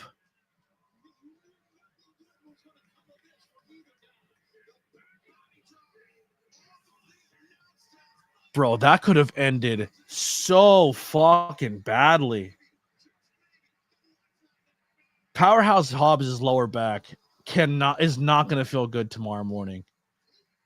Holy shit, dude. So they were on the commentary table, and Powerhouse Hobbs is going to put Adam Page to the table in this direction, and the table has no other space on the other side of Powerhouse Hobbs. and Adam Hangman Adam Page essentially fucking back body dropped Hobbs to the floor from the commentary table, and both of his feet and lower back hit, and then it jarred his back and neck. It looked fucking ugly. That, like, he's good now. His adrenaline's going, and he's going to finish this match, but he's going to be fucking hurting in the morning. That sucked. That bump did not feel good. Jesus Christ. My back hurts for him right now. Jesus. They fill that arena, though. Look at that crowd.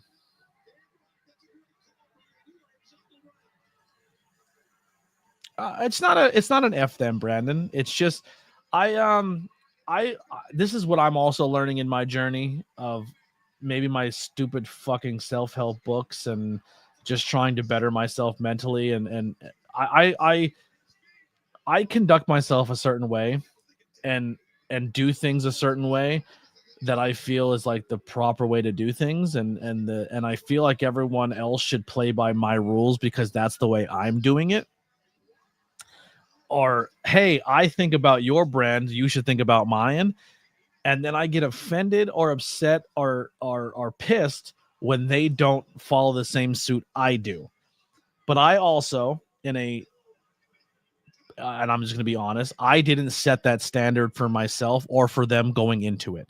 Now, if I turn around and say to you, and this is what I've started to do, and when I feel like that bond and that word has been broken, then I can say, we had the conversation, you chose not to, and I'm going to leave because of it.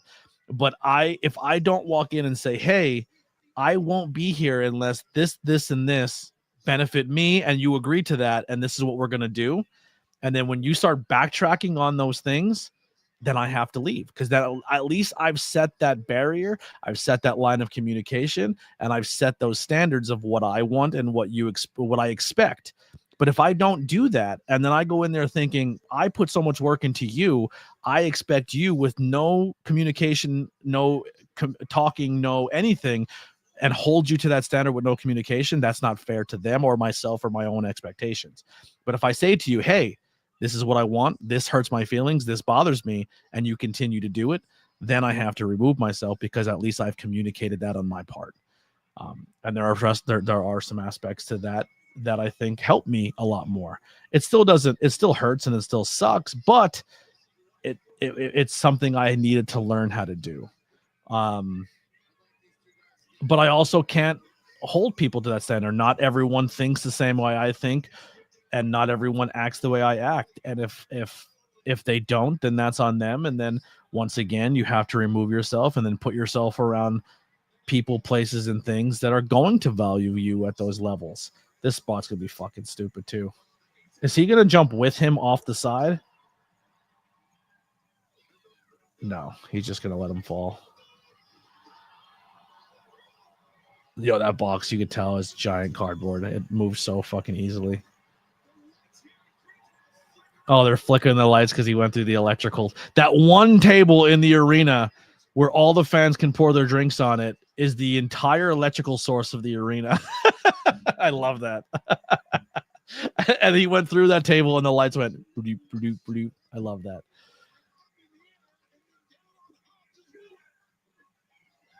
I love that logic. It's funny. I don't know. That and all there is on that table is a mixer that's not even plugged in, but they're like, that's our electrical table. I love fucking pro wrestling. It's so stupid, but it looked awesome and the fans loved it. Powerhouse Hobbs taking some crazy fucking bumps tonight. No blood in that match. But this night had, if you're into hardcore false count anywhere, brawl around the arena style fights, tonight's episode of AEW has been for you. Throw away your logic, throw away your technical wrestling, throw away everything that's going to make sense, and just enjoy some crazy fucking bullshit. And tonight's Dynamite will be right up your alley.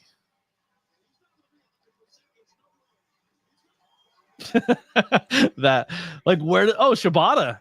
So the ops are now jumping Hangman. You have a lot of time to fill for 3 matches, so now they're going to get jumped. Is this where Hook looks like a superhero? hate that. Oh, and they didn't get rid of that little barrier either. That's still there.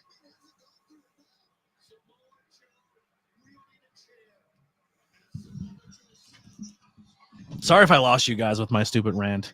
I'm pretty much talking to other content creators and people in the wrestling industry and just giving my perspective. If you guys are lost in the conversation, I apologize. I cater to who's typing, right? So if you're watching because you want me to talk about just the wrestling, that's just kind of not the style of Hangout. It's a Hangout. It's not so much like a watch along. It's a Hangout. So we're all here watching the same thing and just chatting about it, or just chatting in general, and just being a place that you could watch whatever you're watching, but watch it with some friends. That's kind of what I'm trying to embody here.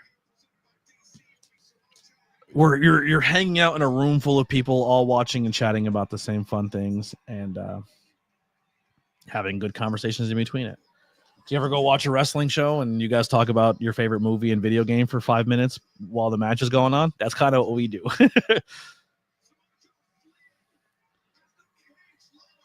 So what is happening right now? Are they going to do another impromptu blood and guts right now? Why is the cage still lowering?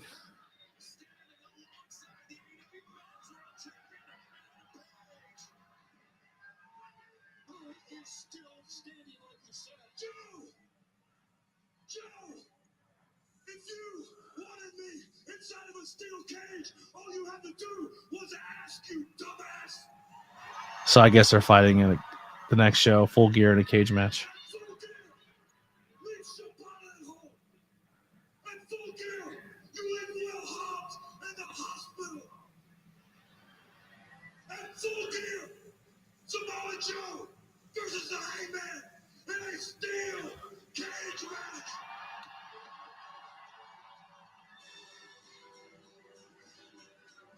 So I don't like how Joe's concerned. Joe's a gangster. Joe, you think Joe's afraid to fight somebody in a steel cage? I don't know if I like that layer of Joe right now. Joe shouldn't be scared or concerned. Joe's a fucking thug.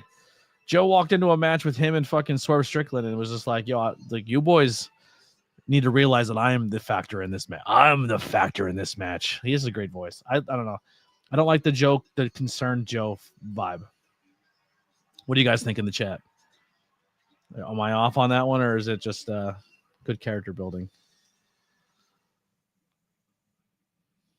All right, back to commercial. Let's chat. Come on, guys. Get the chat going.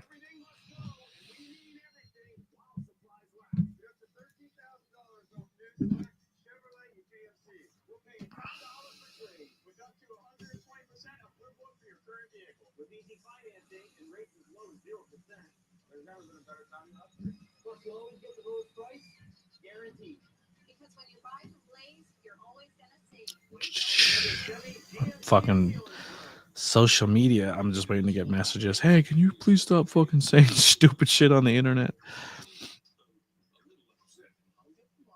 I don't like these fucking promo photos they're putting out. There's so much space on the right hand. Like, if it looks like a match graphic with no person on the other side of the match graphic. It's like they deleted half the fucking graphic just to put somebody on it, and it's so much empty space.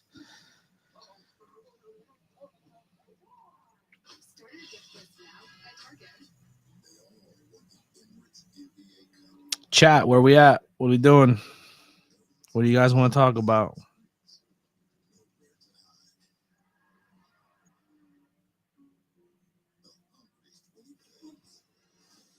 I watched an old takeover and saw Swerve wrestling. So different from then and now.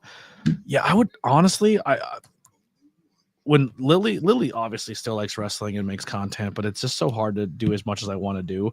But that was one of my things I wanted to do. I wanted to go back and rewatch old matches with her and shows, but I just don't think time and energy is worth it. And I don't think she'd be super interested. And with her being laid up, it's harder to film. It's gonna be a lot harder to film, but I'd like to go back and rewatch old matches. I think that's going to be a layer of tornado tag I might bring back or might do. It's just kind of like, hey, I'm bored. I'm going to watch a match and film the watch along. You start it right now and then kind of talk. I know it probably won't do very well, but it's just, I don't know, kind of fun to talk about and rewatch old matches.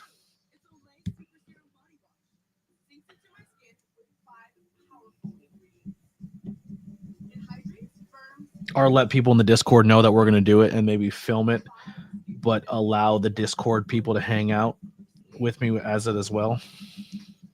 I don't know. We'll figure something out.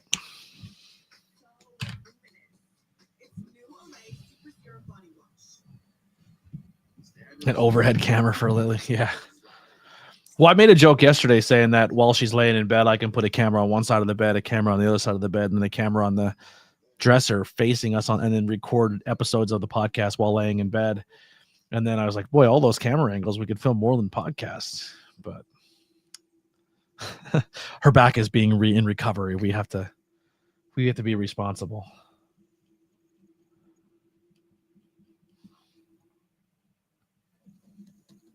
That's how we got in this place in the first place. No.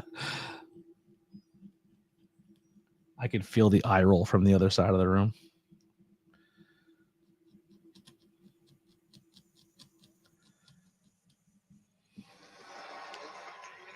All right. 2 matches down. It's 9:20. So we have like an hour. Oh, this only goes till 10, right? I think they said there's a little bit of a run over. They have a allowance. So we're going to get our last match here tonight. 3 matches. If you were there live, would you be upset that you're only getting 3 matches, or would you be okay with it? Well, AEW too, you're probably getting a Collision taping, an ROH taping, and some other stuff. So you're not just watching 3 AEW matches. They probably filmed other content. Did someone order a sausage pizza?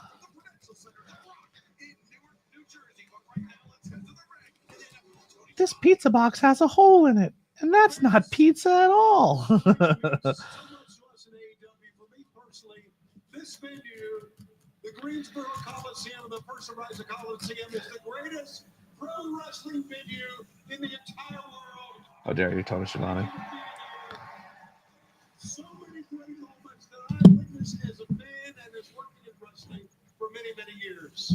This would not be complete without one of the men who made this such a great wrestling venue and who made wrestling great here on TBS. Ladies and gentlemen, Ricky. Oh, I thought this was going a completely different direction. I thought they were going to bring Jim Ross out to do commentary for a Blood and Guts match, and I was like, this is a bad move.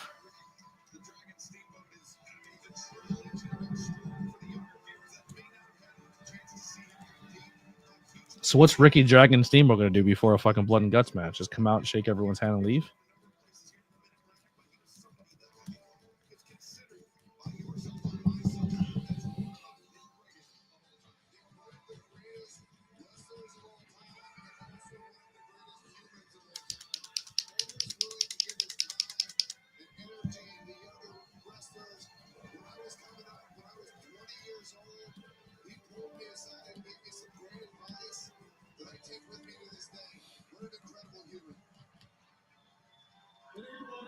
Flair's showing up too.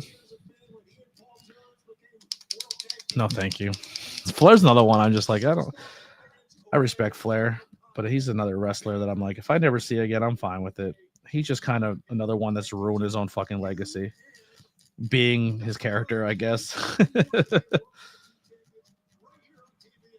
I guess we kind of all encouraged him for years to be the guy who's a party boy scumbag, and he just never kind of took a break from it.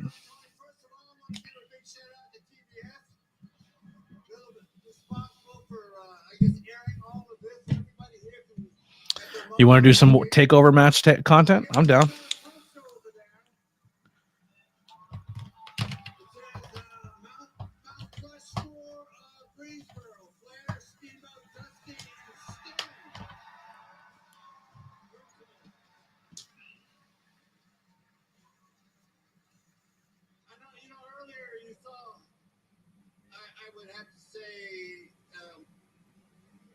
Back in the day was my number one nemesis, Ric Flair, right? Woo! Does Steamboat have like a blood spot in his eye?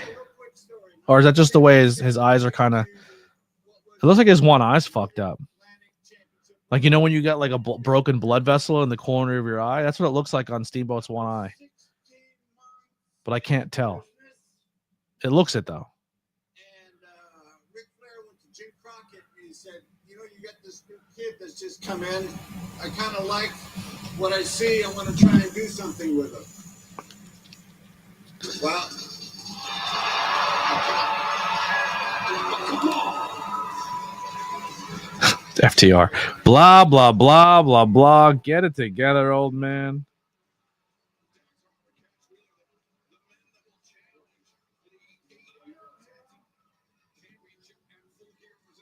This segment's kind of already falling flat.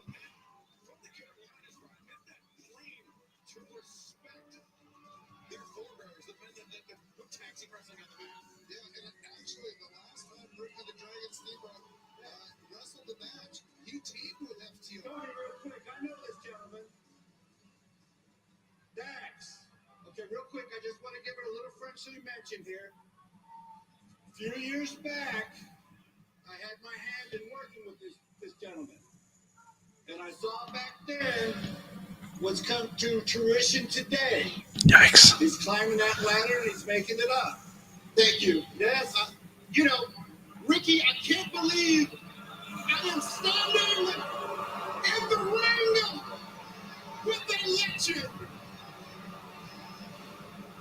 I can't believe I'm standing in the ring with the legend. Now, Ricky, you know FTR, the greatest tag team alive. Stokely will save it. At least he can be coherent and put a full sentence together on a microphone. I'm trying to introduce myself. But Ricky, we haven't met before.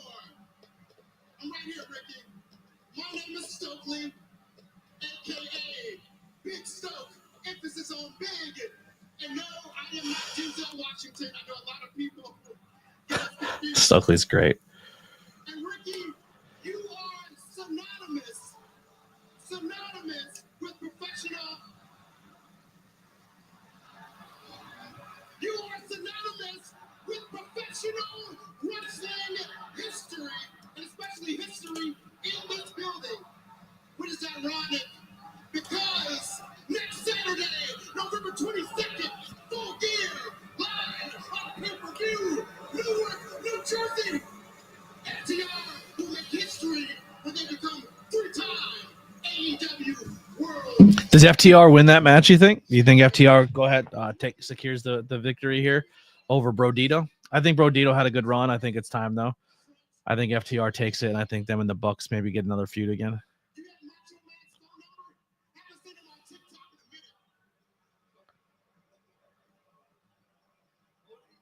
Sorry, Ricky. Ricky, you gotta excuse him. He can be a little bit feisty sometimes. But you know the respect that Dax and I have for you. You understand that we hold you with such high. What is that guy wearing in the front row? Is he a member of Sleep Token? Oh, he's wearing a Brodito mask. Or Bandito mask. What's going on, Ted? Appreciate you stopping by. Thank you so much. You like AEW? You watching along right now? The Zed's dead beanie. Zed's dead, baby. Zed's dead. Just give me a second. Ricky, I have learned so much from you. I don't know if it's common knowledge, but 13 years ago, this man was my trainer. He took me under his wing, and it was such a blessing to be able to learn from you, Ricky. Where at? Was it the bar? Was it at the brewery? It's hard to see your profile picture. It's very, very tiny. And I do meet a lot of people, so no disrespect. If I seen more of a full photo of you and see what you look like, I would probably be more on. Are we Facebook friends?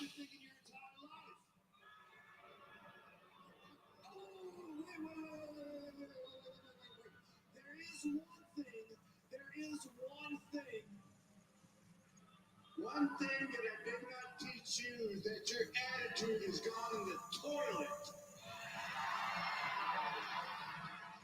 Ricky, I'm talking. There is one thing that you taught me, Ricky. It's probably the biggest piece of advice I've ever got in my entire life. You said, kid, it doesn't matter how much you make. make sure you save your money. And in 2025, that's never been more evident, because if you and Ric Flair had taken your own advice, you wouldn't have to be here tonight. But Ricky, who would have thought, huh? Chat, come on, everybody. 2012, we'd be standing in the middle of the ring. Yeah, the FTR heel stuff is really fun, and I like this, but I feel like it's really dragging on.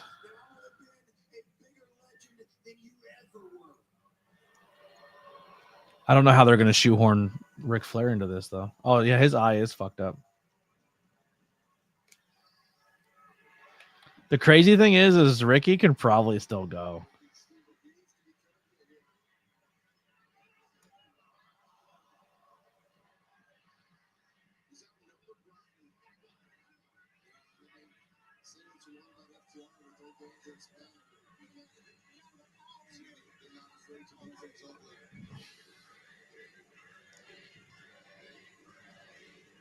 So, like, if Flair comes out, what the fuck? Flair's not an opposing and figured. I feel like Sting has. If this is where you would use a Sting, but they're not going to.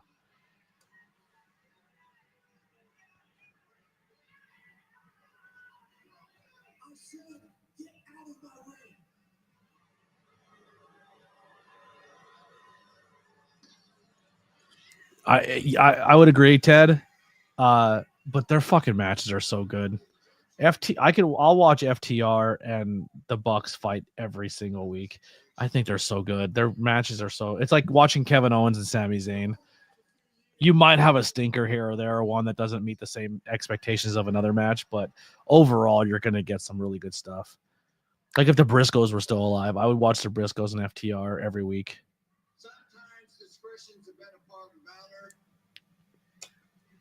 Sometimes when you realize that I'm going to be... It's just hard to build the story up every time. That's something different.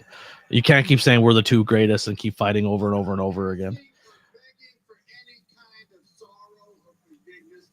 Just going to be the smarter man today. Here's another thing too. The older generation wrestlers, they don't give a fuck about time. They're like, oh yeah, I'm going to get 5 minutes here. No, I'm taking 15, 20, and there's nothing you're going to do about it because I'll never be back here ever again. Go fuck yourself. I'm getting over. Like, they don't give a shit.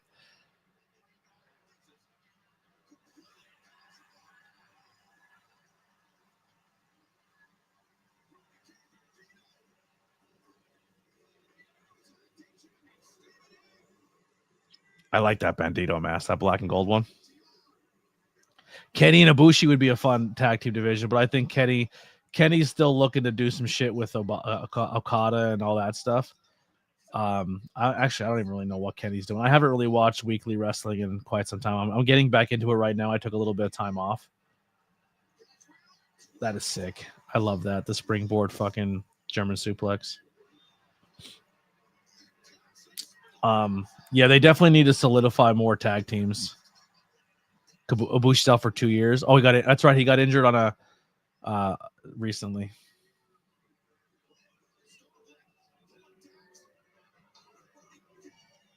He lost his shoe. Nate, welcome back, brother.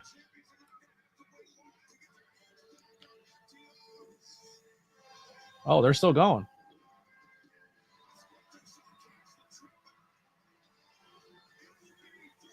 I guess they scrapped Flair coming out on this segment. That was smart. I wouldn't have done it either. I filmed some new unboxing figures so you guys can come see soon. I have to edit them, but I got a couple more WWE Superstar figures to unbox. I got the 4-pack for the curtain call click figures. I just filmed those. And then I got the purple and black Phantom Undertaker figure that I unboxed. I have to edit and film, but they'll be out very, very soon. And then I have some new 5 questions with ABJ dropping every Monday.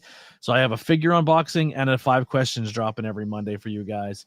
And then more content every Friday. So trying to limit how much I'm putting out because I feel like I rush too much out all the time, but we're finding it again. We're finding that spot.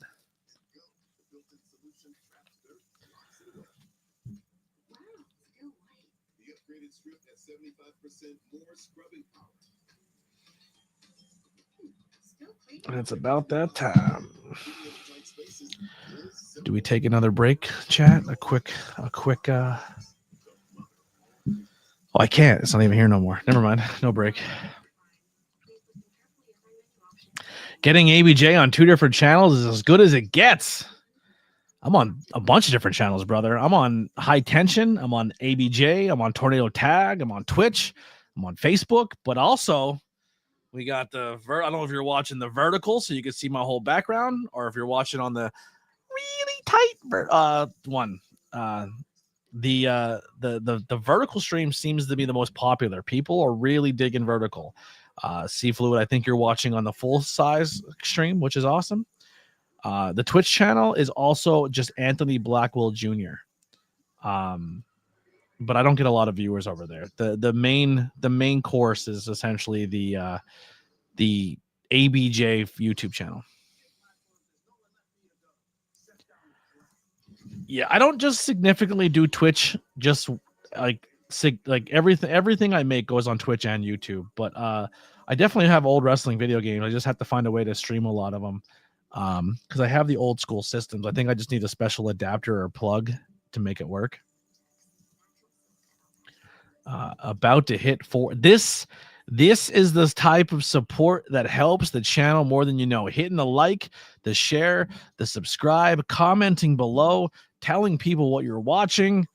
I was kind of telling people earlier, they were asking, like, hey, how come you don't do this, this, and this? Or you have like guys like, listen, I can put the content out, but what a lot of people don't realize is that it's the power of the people watching the content to see if you're going to excel or not. You could be really, really good, but if no one's really putting you out there, then it's not going to really go anywhere. But like when I do an interview or I do something and people comment on the person I've had on the podcast, like, hey man, I've listened to you from this channel. I was telling them, I said, wrestling promotions and other people in the music industry or wrestling industry are going to see that person's page and see 9 or 10 comments from people saying, I just listened to the ABJ podcast with you. It was really good. I like this, and this. Other people read that and either say, well, that's cool that 10 people from one thing are here doing this. I'm going to go check that out. Or more people in the industry see, holy shit, his people went and followed. This gave him a good bump in subscribers and viewership, and they're commenting on his post. I would like that as well. And then they reach out to do interviews, and that's how we grow.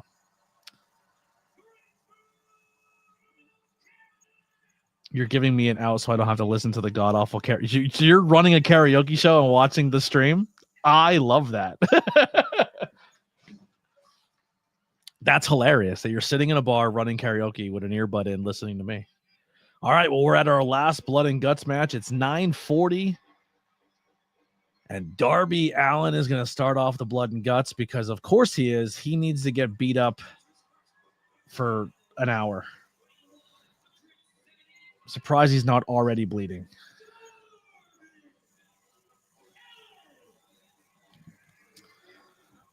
I owe Lily a karaoke night, but she wants to go karaoke at her place that she used to hang out at. So once she gets better, I don't know if she's watching, but don't tell her.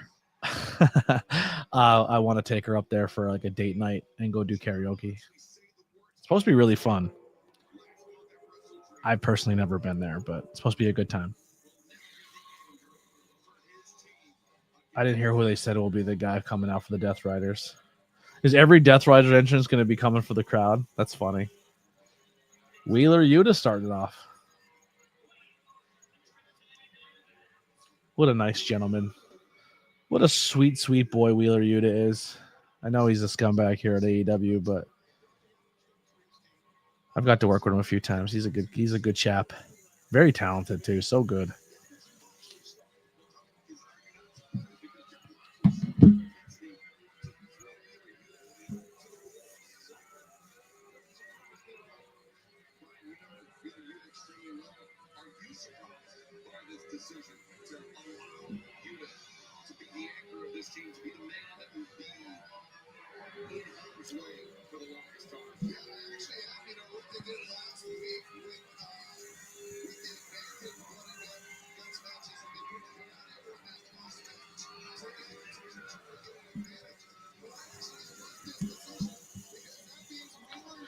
I'm 15 seconds ahead of you on TV. I apologize. I'm going to do a quick little ad thing for you guys real fast. If you're local and you're looking to come see ABJ live or support me live, I have 2 events coming up. I have this Saturday. I will be, I should probably take that comment off so you could read. I will be in Summit Hill, Pennsylvania. All tickets are $10. Doors open at 5, bell time at 6. We'll be at Summit Hill, Pennsylvania for Wow, That Is Wrestling. So come over, hang out, see the show November 15th. Ouch, Darby just jumped and landed right on his fucking back. And then if you can't make this Saturday, I got the Saturday after in Jim Thorpe, Pennsylvania. Doors at 5, bell time at 6. Come on out to Radical Wrestling Experience. Support ABJ. I believe they both have YouTube channels that will have this stuff on later on that you guys can watch and check out the content. I will share that as soon as it drops. But these tickets are $20 a piece. Kids 6 to 12 are 10, and 5 and under are free. So come on out. See ABJ live. I'll be doing ring announcing and commentary, so I won't be backstage hiding away. I can actually come and interact with you guys and get a microphone and talk to you while I'm in the ring. So let's have some fun if you're in the 570 or if you want to make a drive out to Northeast Pennsylvania and see ABJ live. All right, we're back. Would you know anyone at our Draven? I think that's actually his company. Draven was in the the Royal Rumble at Brewfest. Philly Mike Swanson will be there. Riley Crow will be there, but probably not working because I think she's still injured. Yeah, so you should know some people. It is a little bit of a different roster than you're used to seeing. It's a but they do a good job.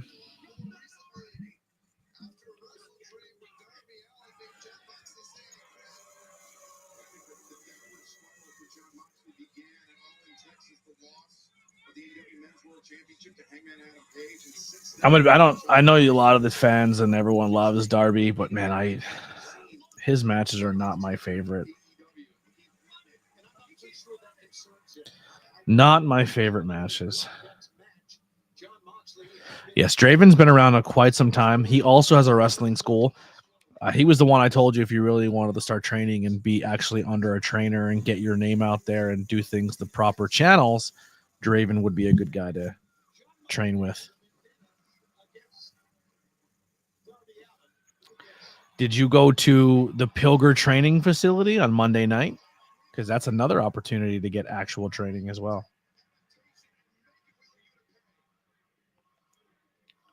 If this is something you really want to do and you weren't there Monday, you better have a really good excuse or I'm going to be really bummed out in you, Nate.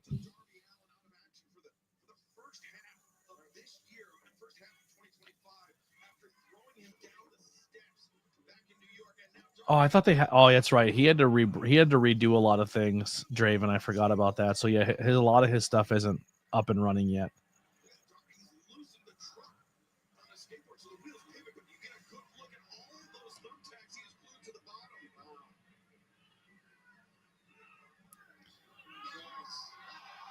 Oh, so it's one-on-one training. It's not like training for everybody. I would still go and pick their brain and watch. I'm going to be honest.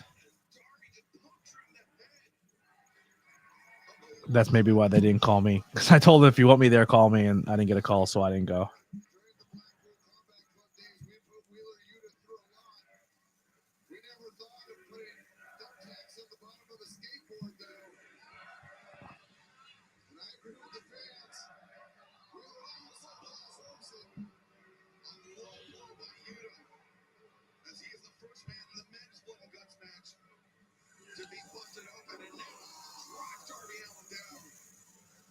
Talked about the history I do with Ricky Steamboat of this great venue in pro wrestling. Darby Allin, a big part of the history of this. All right, next person coming out. This will be a bad guy. I'm gonna. Oh no, it's a. Oh, I guess they're doing. Yeah, Darby came out first. That's right. So the good guys will have the advantage in this one. Is he out with a book bag? Wheeler's bleeding. He came out with a book bag. That means he's not a champion, so there's no title belt in the book bag. But there's probably going to be some weapons in that book bag. Orange Cassidy been doing the book bag gimmick since the independent scene. Conway, what's going on, my guy? How you doing? He said, is that Nate Heater? It sure is, Nate.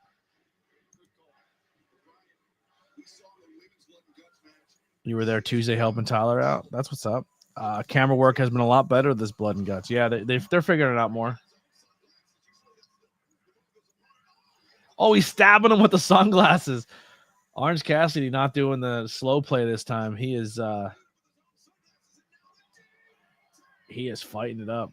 You guys graduated high school together? That's dope. Well, welcome to the stream.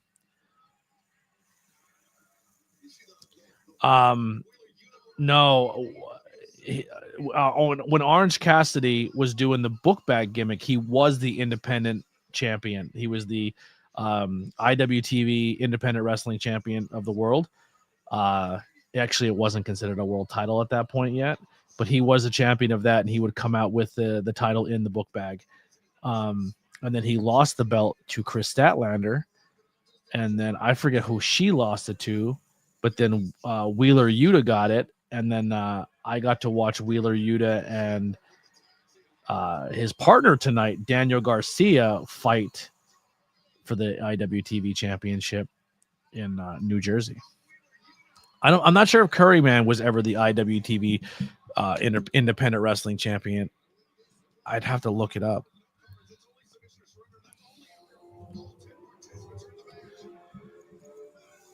I'm pulling it up right now. The timeline of the IWTV Championship.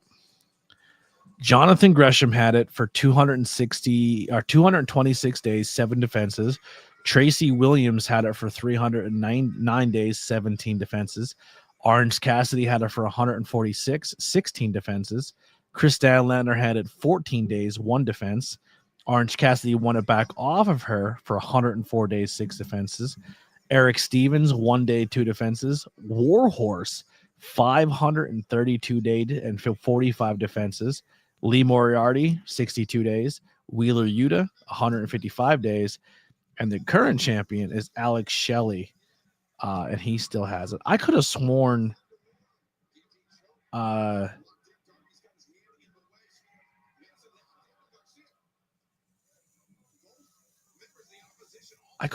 fucking Matt Tremont had it. I could have sworn he had that title.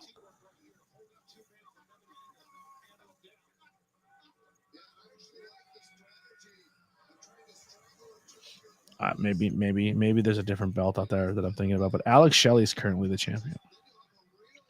Wasn't Orange Cassidy Curryman at one point? No. Orange Cassidy was Fire Ant. Curryman was what the fuck? He's a backstage interviewer, a backstage guy. I'm having a brain fart. SCU, fucking Daniel. Christopher Daniels. Christopher Daniels was Curryman.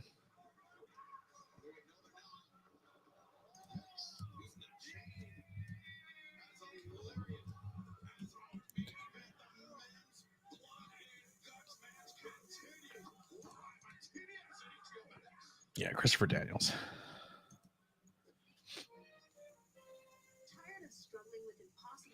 The Northern Lights are tonight. Are we going to be able to see them in Pennsylvania?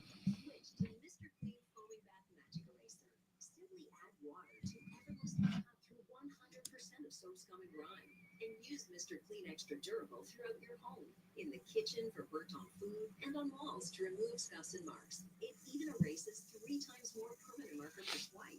Switch to Mr. Feet on the hill, head on the ground. These are good though. I appreciate the chat. Appreciate you guys popping it off here. What are we at with the thumbs ups here on the streams? I know some of you are on the horizontal stream and some of you are on the vertical stream. Supposed to, they were amazing in Owensboro, Kentucky last night, and y'all are further north. Yeah, gonna have a massive overrun on this. Yeah. How much time do they say they have? Do they have a half hour? Is that what you were? I think somebody was trying to tell me in the chat they have like a longer overrun for this. I forget how much time they said they have though. And the FTR Ricky Dragon promo went fucking way too goddamn long. That's impressive. And it works so well, it even keeps it filter clean. Cascade. Roto-Rooter recommended safer pipes. I got to figure out a way to not come off panhandling for super chats or donations or merchandise sales. But when I was doing the stuff before where it's like, hey, even if you donate like $1 and we get so many in one stream, we do something special. Do you think that's too much, or do you think like I should just stay away from it and let it happen naturally? I'm asking you guys as the chat because you guys are mostly here all the time. I just don't want to come off corny of being like, times. I know times are tough for people, but I'm just trying to figure out creative ways to do it. Where also, if you do it, you feel like you get something for it. That's because many pads bunch when they're wet. Try Always Discreet. It's designed to protect. It has Oh, so they have a half-hour overrun. Appreciate you, Ted. You're super helpful tonight. I appreciate you. Killing it, by the way. You're killing it. We need you here more in the chat. Yeah, I don't know. Like I said, I don't want to be corny like the other people that do it, but I'm just trying to find creative ways to build a little bit up. The super chat thing on YouTube is kind of like the gems thing on Twitch, except I don't think there's like a currency value thing. Like, if someone donated me a gem on Twitch, I wouldn't even know how to go about doing it. But it's just like, oh, you could do like $1 or $2 or $5, or I have like the membership thing. I have everything I need to be partnered on Twitch. I just don't have the consistent viewership on Twitch to get to that next stage. Like, I always have one person who goes to every Twitch stream and watches it the entire time, and they don't really type too much, but they hang out and they're there and they give me that one viewer. I also don't do that whole bit where like I get like 5 devices and put them all on my stream, so at least I have 5 people watching. I know that's a trick that a lot of content people do, where they have like bots that make their channel look like they're being watched by a bunch of people. I don't do that either. I'm leaking all the tricks here. But yeah, I don't know how any of that shit works, but I get an alert every now and then of like, here's what you need to get to that next level on Twitch. And every time I look at it, I have everything checked except the thing. But I don't really push the Twitch as much. I do like the YouTube more because I think you can go back and watch previous content better on YouTube. So that's kind of why I like it a little more, but to each their own. We also have the Discord community too. If you guys ever want to hang out in the Discord when we're not live, we have a lot of people in there chatting and hanging out.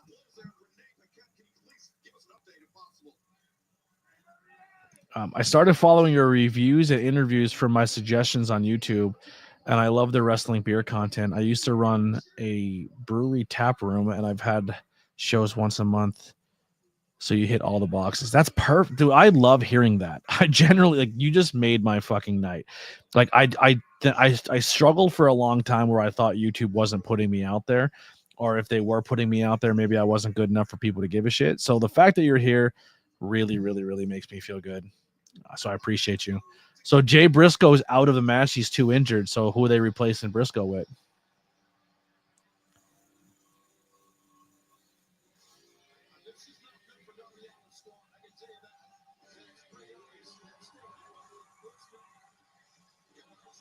I do have more beer content coming soon too. I have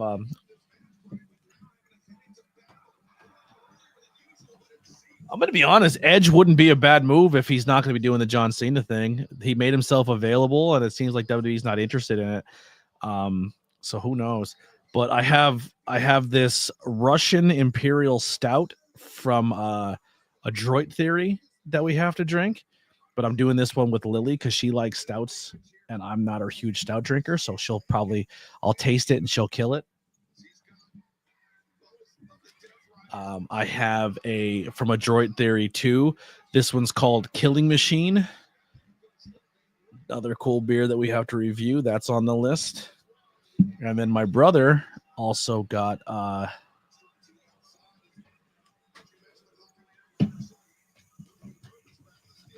think we got like 4 different beers from 3 Notch in Virginia.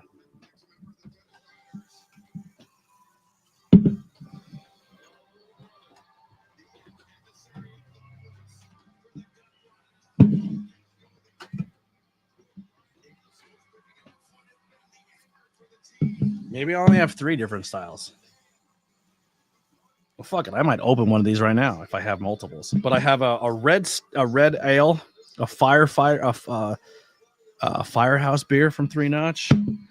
I have a Minuteman Dreamsicle IPA, and I have a white ale, Sunsmack. So yeah.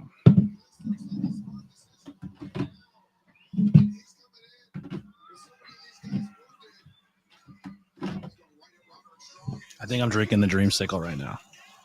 A red ale? Fuck it, I'll do the red ale. You said red ale. That's the one I'll try right now. I have 2 of every beer, but I'm only reviewing them by myself, so I don't need both cans for the content. I need a better mini fridge down here too. This one does not keep my beers very cold.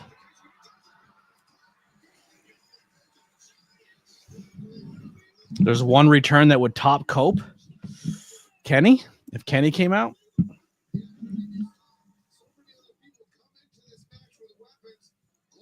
Werewolf from Newcastle is one of the best reds I've ever had. If you can get your hands on it. Okay, I'll look into it.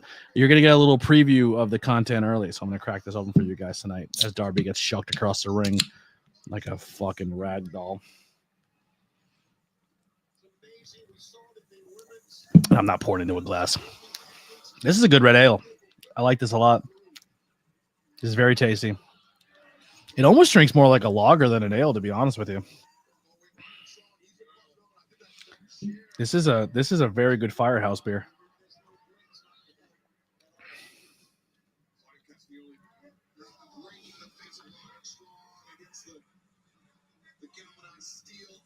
I'm into it. Drink responsibly. Yeah, I ain't going anywhere.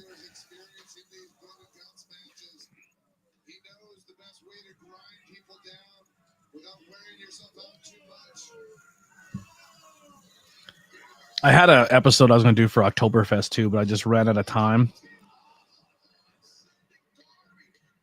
Did Darby just legit get punched in the face there? Or did they say, I looked away for a second and then I seen just like the end of the impact and it looked like it was do you think Adam Cole shows up tonight? They have been doing the whole bit where they've been talking about Adam and never returning to wrestling ever again, and Adam is like, and usually when they go hard in the paint talking about someone never coming back is when they're close to coming back. But if Adam Cole shows up for this, I'd fucking lose it. I might cry. Adam Cole's my favorite wrestler. Right now on television, my 2 favorite wrestlers are Adam Cole and Kevin Owens. There's a lot of other people I love Kyle O'Reilly. He's very, very high on my list as well. But my 2 favorite male wrestlers are Kevin and Adam Cole. I like Jay White a lot too. I love Jay White. Hooter Brown would be a great. Where, Ted, if you don't have to say exactly like town or location, but where are you based out of? CM Punk returns, imagine.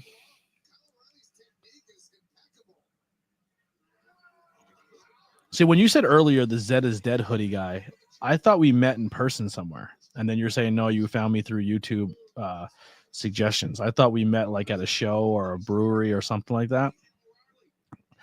But like every weekend I'm at different places and I meet so many people and I get really forgetful sometimes. I'm better with faces than I am names.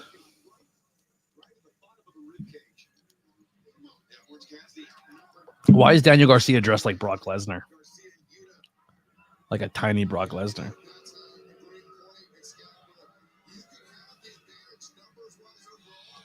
Bro, now you got me anticipating. Like if fucking Adam Cole shows up. You know it's all about the I'm spit taking everywhere. Owensburg, and I was the GM managing business partner, Oyster City Brewing. Okay, that's what's up. Well, if you have some cool beers, I don't know what the rules. Back in the day, we used to tell people not to do it because I didn't know what the rules were and how it worked. I'm teasing the idea of possibly getting. I think I need more people, followers, or more interest in doing it. But I was gonna open up like a PO box And I think now in Pennsylvania, you're allowed to send beer in the mail or receive beer in the mail.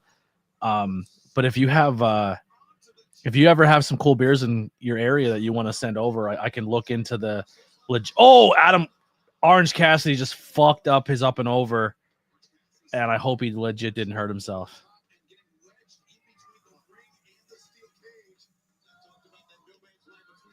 I have an interstate commercial, so I can send whatever I want. That'd be great. I would love to try some beers from your area, and if you like that content, I will definitely put you over and plug whatever you need, and love to try beers from a different area.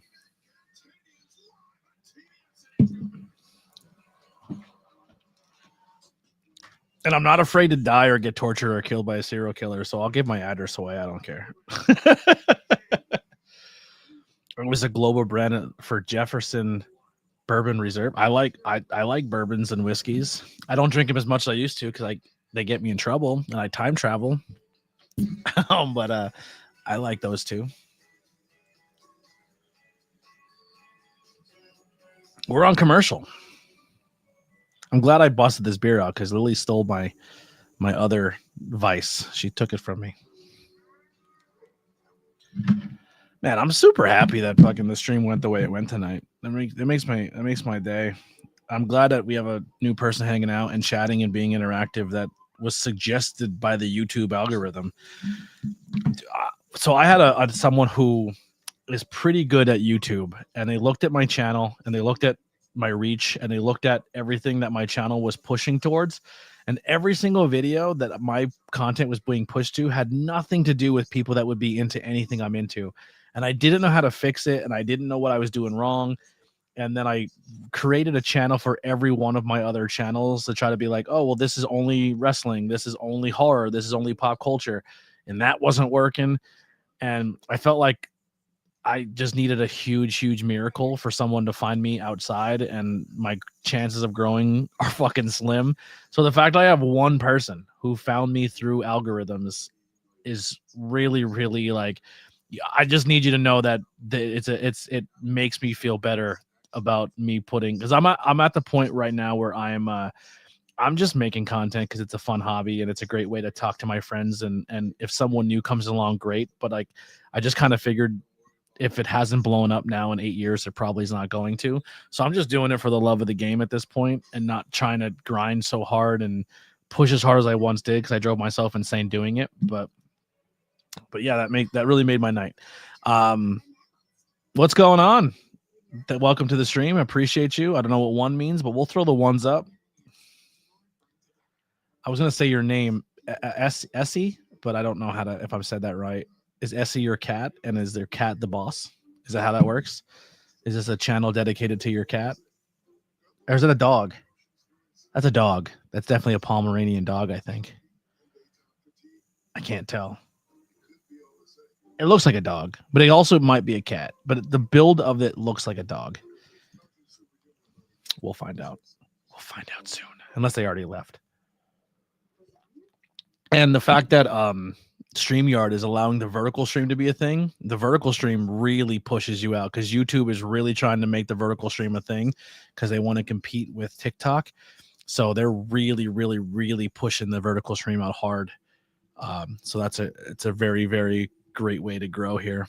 I think there's a challenge. I don't know if they're still doing it, but there was a challenge that if you get so many super chats or donations within a certain time doing vertical streams, that they would match it. But that might have ended already. Sky Blue dying and then coming back from the dead. Yeah. Well, that's why she's part of the spooky gimmick, because she's a zombie. She's a very attractive zombie girl.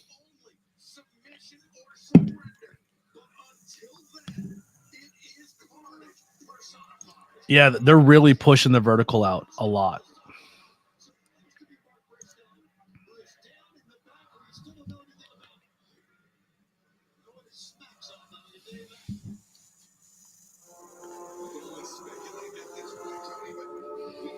I haven't been noticing. Has every Death Rider's coming out a different spot of the arena, or are they all coming out of the same area?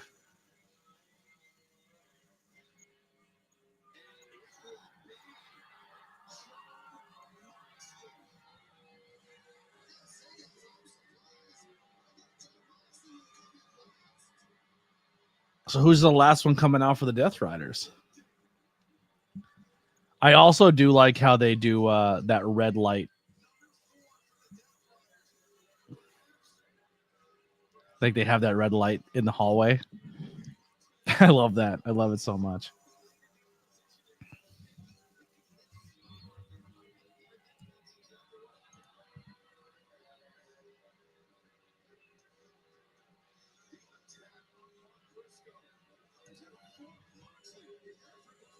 I think Orange Cassidy just got hit in the nuts. He's holding his nuts. Oh, he's stabbing people with forks.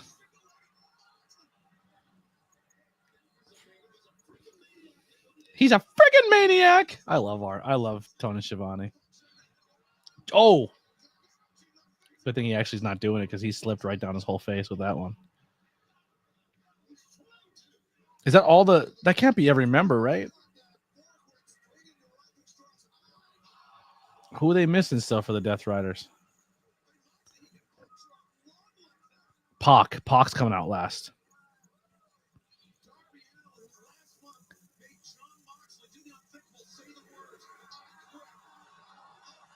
So everyone's out for the good guys except Briscoe. Briscoe would have been the last guy, so they have no one to come out for Briscoe. So I'm guessing you're just gonna have the music hit, nobody comes out, and then Pac comes out, and then the last member of the team, the surprise guy, will come out, or Briscoe does the whole fighting spirit or spirit of 76 where he comes out of the back injured and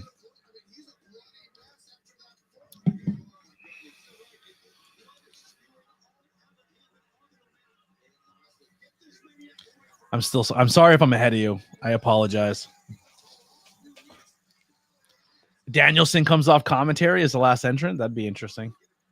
I mean, it would make sense. Danielson has a beef with them, and he I don't know.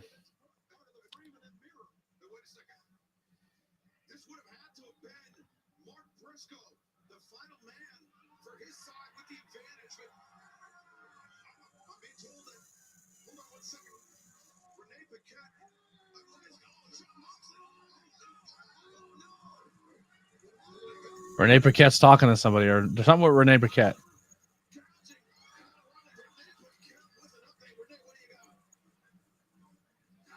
guys. I'm outside our medical offices right now, and Mark Briscoe is still being tended to. I don't have any diagnosis, but I can confirm the attacks on Briscoe came from the Don Callis family, and is not seeming likely that he will be participating in Blood and Guts tonight, making this match a 5-4 advantage for the Death Riders. Something cut Kyle O'Reilly's arm really, like he's bleeding from his arm more than anywhere else. Everyone on the good guy side is bleeding. I think every baby face is bleeding. Yeah, a lot of bloodborne pathogens. I hope everyone got their STI test before this match and after. Darby not bleeding. Darby the only one not bleeding. How is that a thing? Well, that's changing right here. I mean, the visual of all of the baby faces in a bloody mess getting fucked up, and then Danielson comes off commentary and would be sick. Opinion time. Now that WWE has TNA and AAA, do you think there's a possibility that Money in the Bank winner teases a cash in on one of those shows? No. No, I do not. The only reason for that, Nate, is if you are WWE deems their company and their champions and their roster as better than everyone else, even if, they are competing and working with you. You are secondary to them. They are better. That's just the way they deem themselves. So if you win the Money in the Bank and you choose not to go for the big championship, it's like disrespectful. So the only ever time that has been a thing is when Charlotte was like, I've had that title so many times, I kind of want to go back and take this title. And it doesn't seem as bad. When what's his name did it for the US championship because he was afraid of because Roman was so protected, that was silly. Marty Scurll, the villain, Not a fan of him. Yeah. But yeah, I don't think someone wins the Money in the Bank and then tries to go win the TNA title or AAA title. But it's possible. But I think there's a possibility that you could have someone from one of those companies enter in the Money in the Bank and try to compete for it. I think that's possible.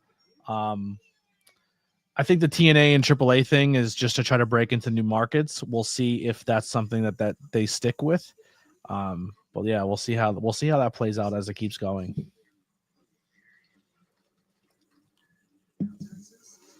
It's an interesting theory, though. It just, and I could be completely wrong, but I'm just going by the history of WWE and the way they conduct themselves as a company. It doesn't seem likely that they would do that, but you never know. I don't even know why I'm wearing these headphones. I don't need them.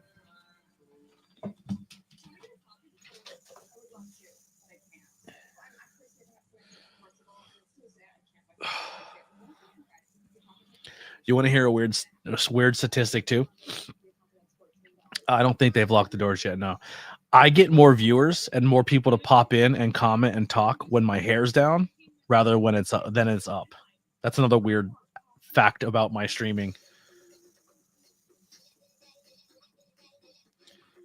So Raz is watching via Australia, so he doesn't have commercials. So he's saying in the chat that Kyle is damaged, which means he's probably hurt or cut. I thought he was cut somewhere other than his head because his one arm had a lot of blood pouring out of it.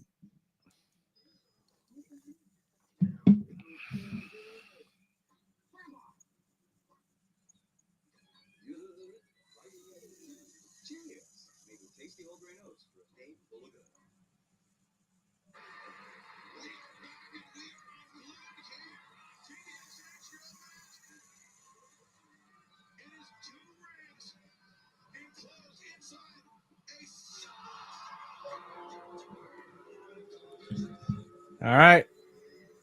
So the last Death Riders member is coming out.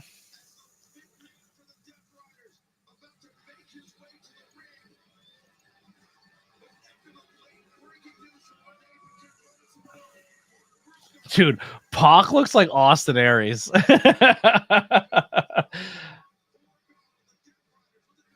Tell me I'm wrong.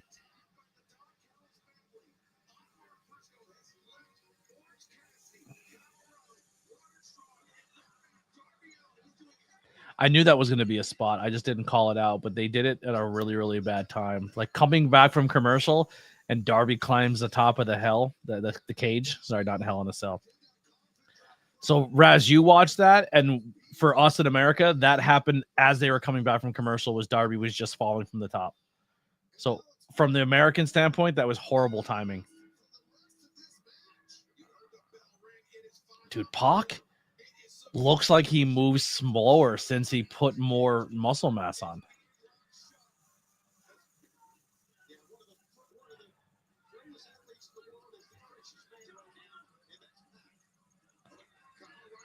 You're watching the Euro stream? Oh, that's why I'm a little ahead of you. The DNA all over the face.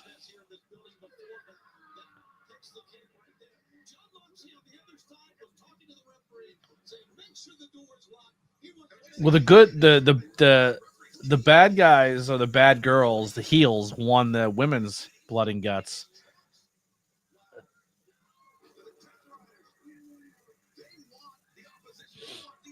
So I'm thinking the baby faces could win this, but if they don't do the whole bring the fifth person out to even the odds, I don't see the baby faces winning this. I love Kyle, I love Roderick, I love Orange Cassidy, but none of those guys are treated like killers in this company that can go out and take down the Death Riders. The Death Riders had everyone in this ring's number. And if Darby's the one who takes out all 5 Death Rider members by himself, I'm going to fucking have an aneurysm.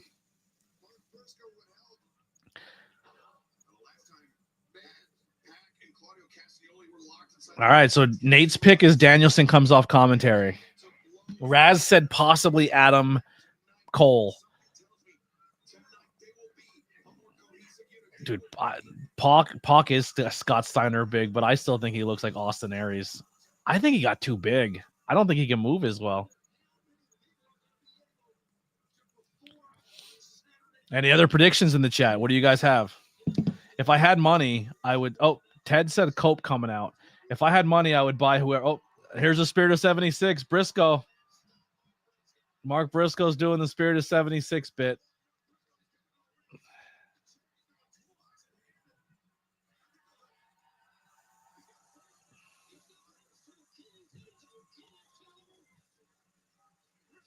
That lets the wind out of a lot of people's sails, huh?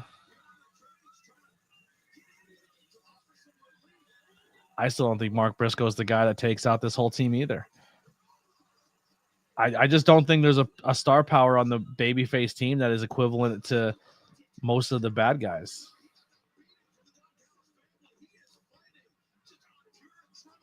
Like Mox, Claudio, and Pac should essentially kill everybody in the ring.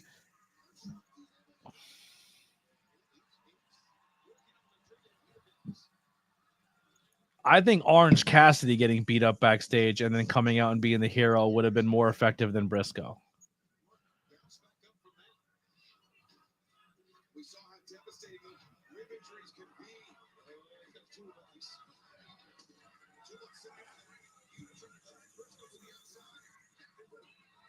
He didn't even get really a reaction from the crowd when he came out. So I think the crowd was even like, oh, cool, we're going to get somebody interesting.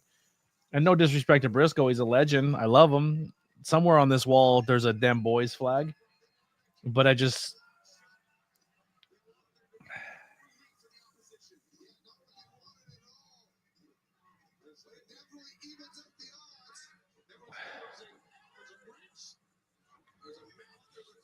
Yeah, I don't think we're getting anybody special. I think this is it. I think this is what we get.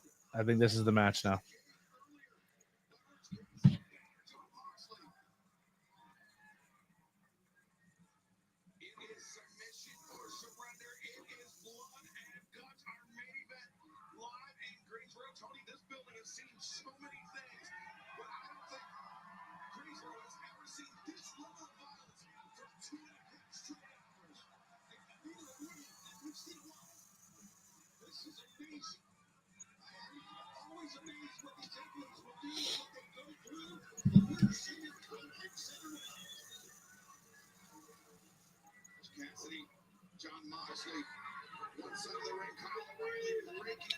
So I'll say this. Controversial take here. Sorry, chat. If this ends right now, either team wins. Just goes down to I think Raw was a better show this week. I think I didn't watch NXT, so I can't really say if NXT's in the running. But I thought this week's Monday Night Raw was very, very good. And I don't like a lot of weekly WWE television. I think WWE beats AEW this week.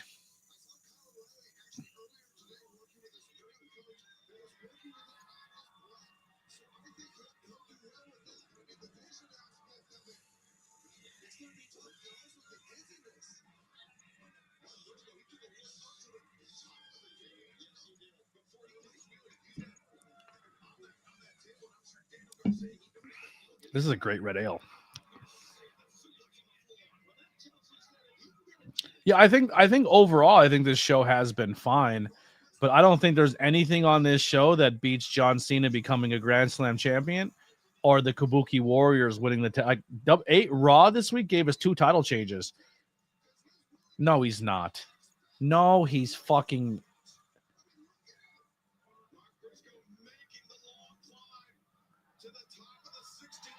No, he's not. Stop this. You are not jumping from the top of that fucking thing through a table, a one table spot. There's something else set up somewhere.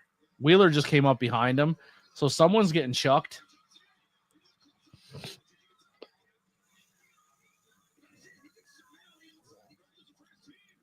But they don't have the big square spot set up of like the big cushion.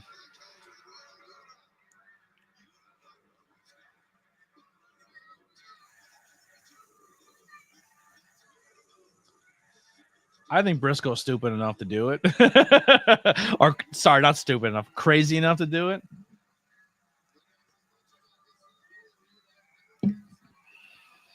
But I just don't know where they go here. There's not a lot of...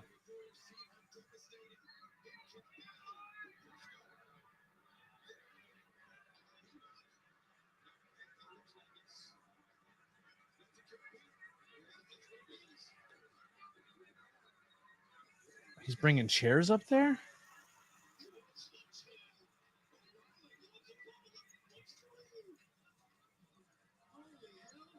The fuck are we doing?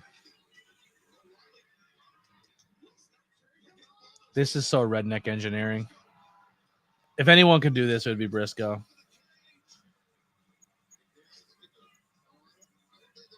Maybe he didn't think this through.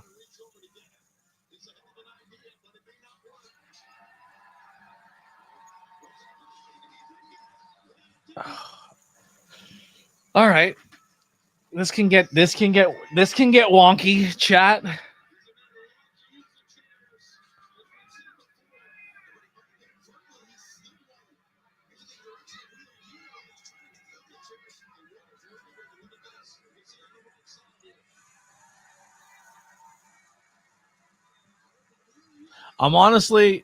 I feel more secure in wrestler safety that Darby's not on top of this cage than anybody else. Because Darby be like, yeah, whatever. He's an idiot. He's stupid enough to do it. There's a fine line between stupidity and crazy, and Darby definitely fucking flirts with it. I wonder how much this cage costs and how long it takes to put together. Because this is this blood and guts cage is not rinky dinky. Like this is not something they just wire tie and get together right before a show. Like this looks very, very elaborate.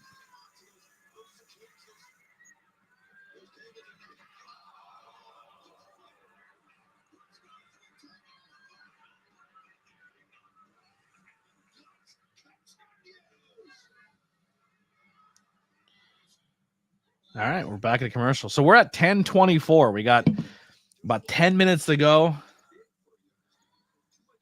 I don't know how long commercials are going to run out of this 10 minutes, but we'll see. Once again, thank you all so much for coming in, hanging out, chatting. Y'all have made my night with the support and the love and the chatting on this stream. Really, really warms my heart. We'll try to be back here Friday for SmackDown. I can't make any promises. It probably seems likely. I'm going to be honest. I don't really want to go and spend money this week. I called off today. I was sick. I wasn't feeling well. Monday I got VTO'd. Tuesday I got VTO'd. So it's gonna be tight money wise. So I'm probably not gonna go out this weekend. I'll make a couple bucks at the wrestling show Saturday. So I have to kind of like not do as much. But I think so. A Friday stream is pretty likely where I'll come and hang out for Friday Night SmackDown with everybody. Saturday I'll be at the show. Sunday, I think I'll probably miss the AEW pay-per-view this month unless it's on the 29th because I'll be at a show the 15th and the 22nd. I forget what week or what day the Full Gear is. What day was Full Gear again?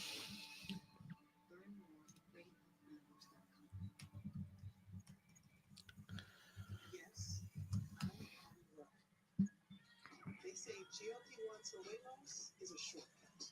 It's not. It's science. 22nd. So I'll miss Full Gear on the 22nd because I'll be at a show in Jim Thorpe. So I'll definitely miss that live stream. So I do apologize. But maybe we'll do maybe I'll watch it Sunday. I don't know if I'm gonna watch it live Sunday with everybody, but maybe we'll watch it. I'll watch it in the Discord and hang out with everybody. I don't know. If these start getting popular again and more people want to hang out and do this, maybe I'll add a Sunday stream here and there to kind of chill with you guys if I'm not doing anything on a Sunday. But we'll see. We'll see. Ted's saying they're still slugging it out on commercial. Us Americans are watching commercials. We're watching fucking burrito commercials for Taco Bell.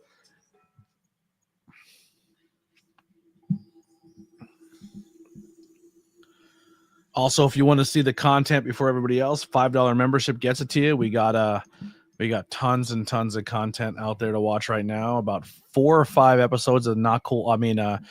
5 questions with ABJ out there. 3 episodes of Truth Behind Illusion. 2 interviews. Or no, 1 interview. I should probably post a second interview instead of doing it the way I did it. Yeah, I have to do that tonight. I posted the interview so it goes live through StreamYard, but I have to fix that and I have to post the interview so it's easy. It's there for the members. And then we have Tornado Tag that's dropping, Gorilla Monsoon, and then we have an episode where we reviewed the movie Coco. All right, we're back live.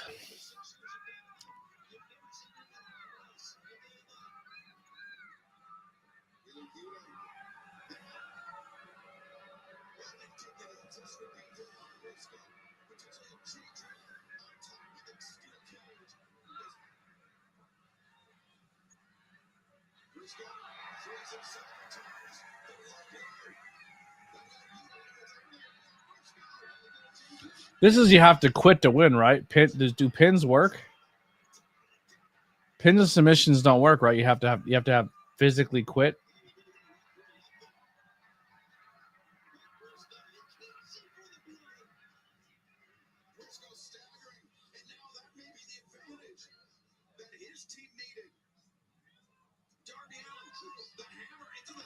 Claudio, one of the strongest human beings on the planet, and Darby's just manhandling him. Submission and quit. Okay, thank you.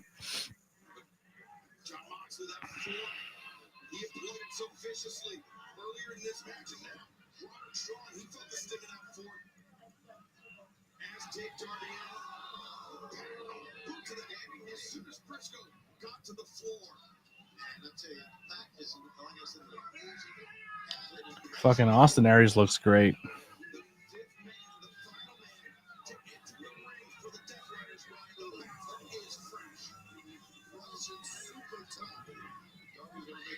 Dude, Pac is on the gas.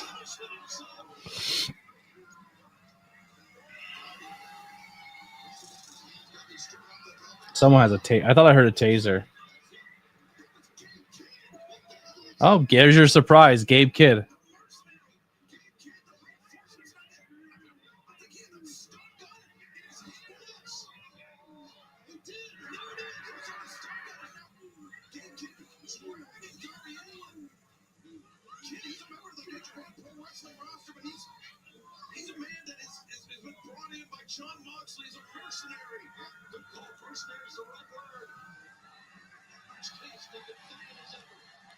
He won't tap because he put his hands in his pocket.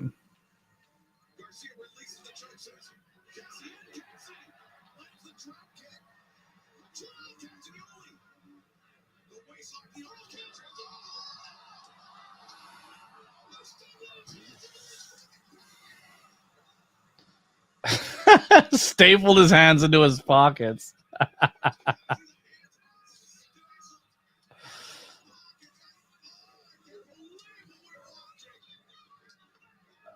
Give a shot to the balls. Are they going to hang Darby Allin off the side of the stage?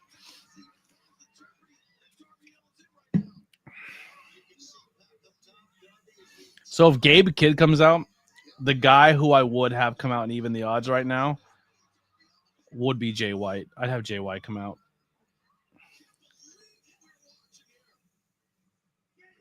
Darby has to do something stupid.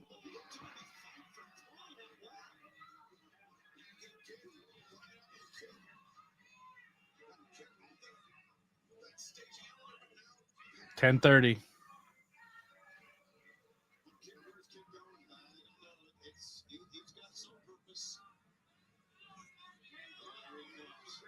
They're going to light it on fire. It's Darby. Oh.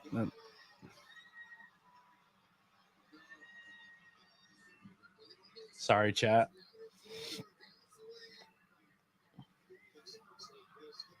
Just going through a table off a high stage isn't enough for Darby Allin. There's got to be more to it.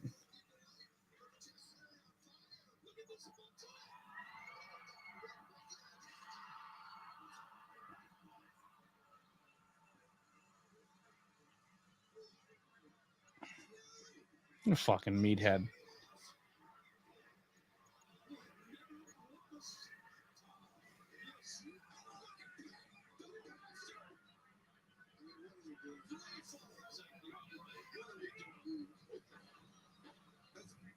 Fucking idiot.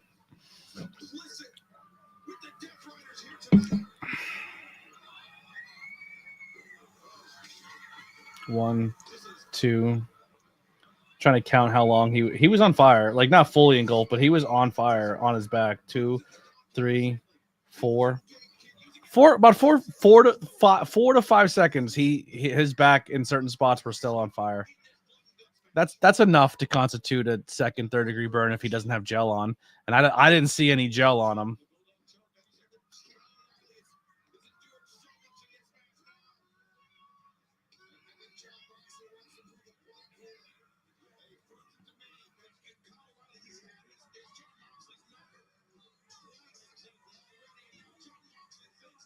There has to be a big surprise to come out. Gabe Kidd came out.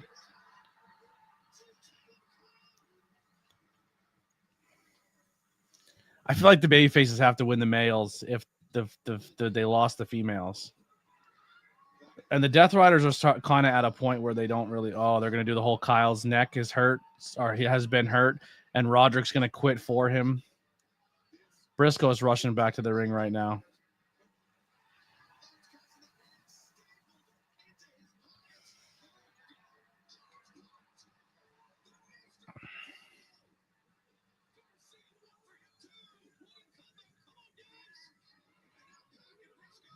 I don't think you're getting a babyface tonight. I think the babyface are just going to fight back. Orange Cassidy ripped out of the stapled pockets. Damn, that's a spot. Oh, Daniel Garcia.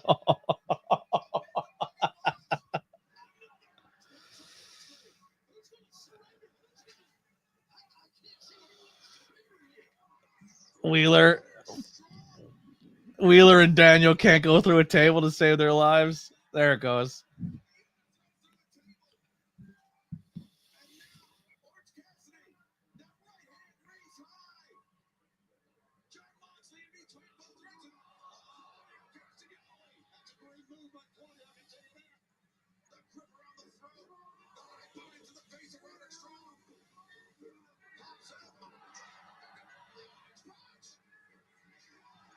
Oh my God, these tables, wherever they bought these tables this show, man, they're fucking tough.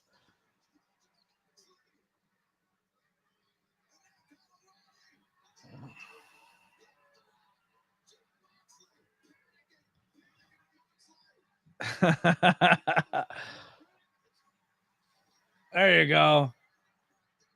Pick up Daniel Garcia, throw him through a table again. If Mox is the one to tap, that's fucking crazy to me.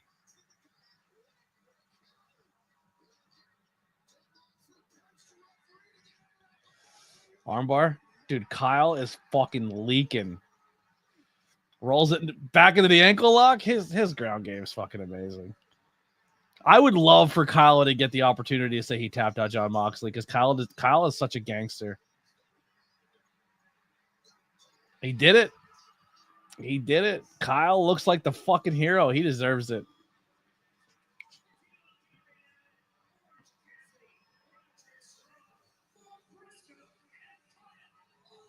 God, I love Kyle. It's good for him.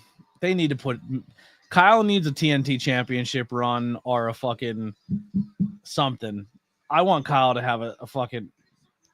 So FTR wins the tag team championships and fucking Paragon with Roderick Strong and fucking Kyle O'Reilly take on FTR for the tag team championships. That's the match I want to see.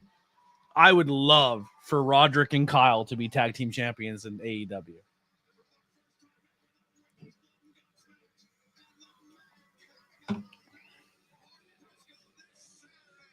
Kyle's another one, man. His neck was so bad. So here's another thing I found out that when Kyle got surgery, a lot of people were saying that were close to Kyle that I know that Kyle probably should have never even passed the physical exam to get into NXT when he was in NXT. and he definitely shouldn't have passed the exam to get an AEW because his neck was that bad, and he kept going and going and going because he didn't want to take time off. So when he finally did get surgery, a lot of the people that were close to him were like, it's about time. Like, because they said he was going through the numbness and the fucking missing and losing fucking feeling in his. He pushed it further than he should have. So the fact that he went and got healthy and got his neck fixed and then come back and then to get this type of momentum or push again is fucking amazing. And I love him for it. And I'm glad he's able to do it. I love that kid. A kid, he's older than me, that guy so much. But thank you guys so much. Overall, I think AEW was a fine show. I think if you're into that style wrestling, I think you got what you wanted. Maybe the surprise that we were all hoping for we didn't get, but that's okay, I guess, for the most part. I do think so far AEW is going to be second place to WWE this week. I thought Monday Night Raw was absolutely excellent. I thought they did a great job on Monday Night Raw this week. We'll find out what goes on Friday. So Friday night, I'll be here live with you guys for SmackDown. So I'm going to be starting around 7:45. So come in a little early. Also, check out the links below. Join us on Discord. We usually are hanging out in the Discord at all times or chatting on there. If you want to reach out and talk to me, that's a great way to communicate with me when I'm not live. I'm pretty personable, so all my social medias are usually open to everybody. You can chat with me, talk with me. We do have a group chat on Facebook. So if you're a Facebook guy, we do have group chats for all topics, just like we do the Discord. Just search the Cult of ABJ, and then there's some chats all in there, those as well. I would say the Discord's a little more popping than the Facebook chat is, but the Facebook chat wrestling chat is pretty good. A lot of people go on that one. But yeah, that'll do it for us. If you do grab any merchandise or anything to support the channel, I appreciate you. We do have the $5 memberships and all that other stuff, but we'll see you guys on Friday night for WWE SmackDown.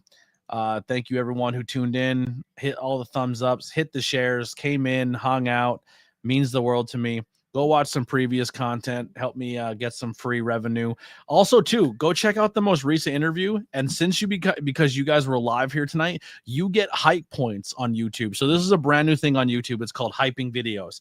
If you're watching videos on YouTube or you're in the live streams of videos, you acquire points. Those points can be used to hype up videos for smaller content creators to push them out to the algorithms more so more people see it. So you guys hyping videos may have pushed my video for someone like Ted to be here tonight because you've been hyping my videos and pushing them out and getting them out there for more people. So please do that. You're allowed to do, I think, 3 videos a week. So every week, go and find one of my channels or one of my videos for this channel or some of my other people's videos. Do it for anybody. They're free points. They don't cost you anything, and they help small creators get seen. So definitely utilize your hype points here on YouTube. We'll see you guys next time. We're out of here. I love you all so much. Enjoy your rest of your Wednesday night. I'll be not live Thursday. I have some interviews to record, but I'll see you guys again on Friday. If you're local, I'll see you Saturday at Summit Hill, Pennsylvania. If you can't make it to Summit Hill and you're in the Pottsville area, go support Brews Giving. They do great stuff there. Lots of beer, lots of pro wrestling. Unfortunately, I won't be there. And then Sunday, probably no live streams or anything like that, but maybe I'll come and hang out with you guys in the Discord on Sunday. We'll see you guys next time. We're out of here. Bye-bye.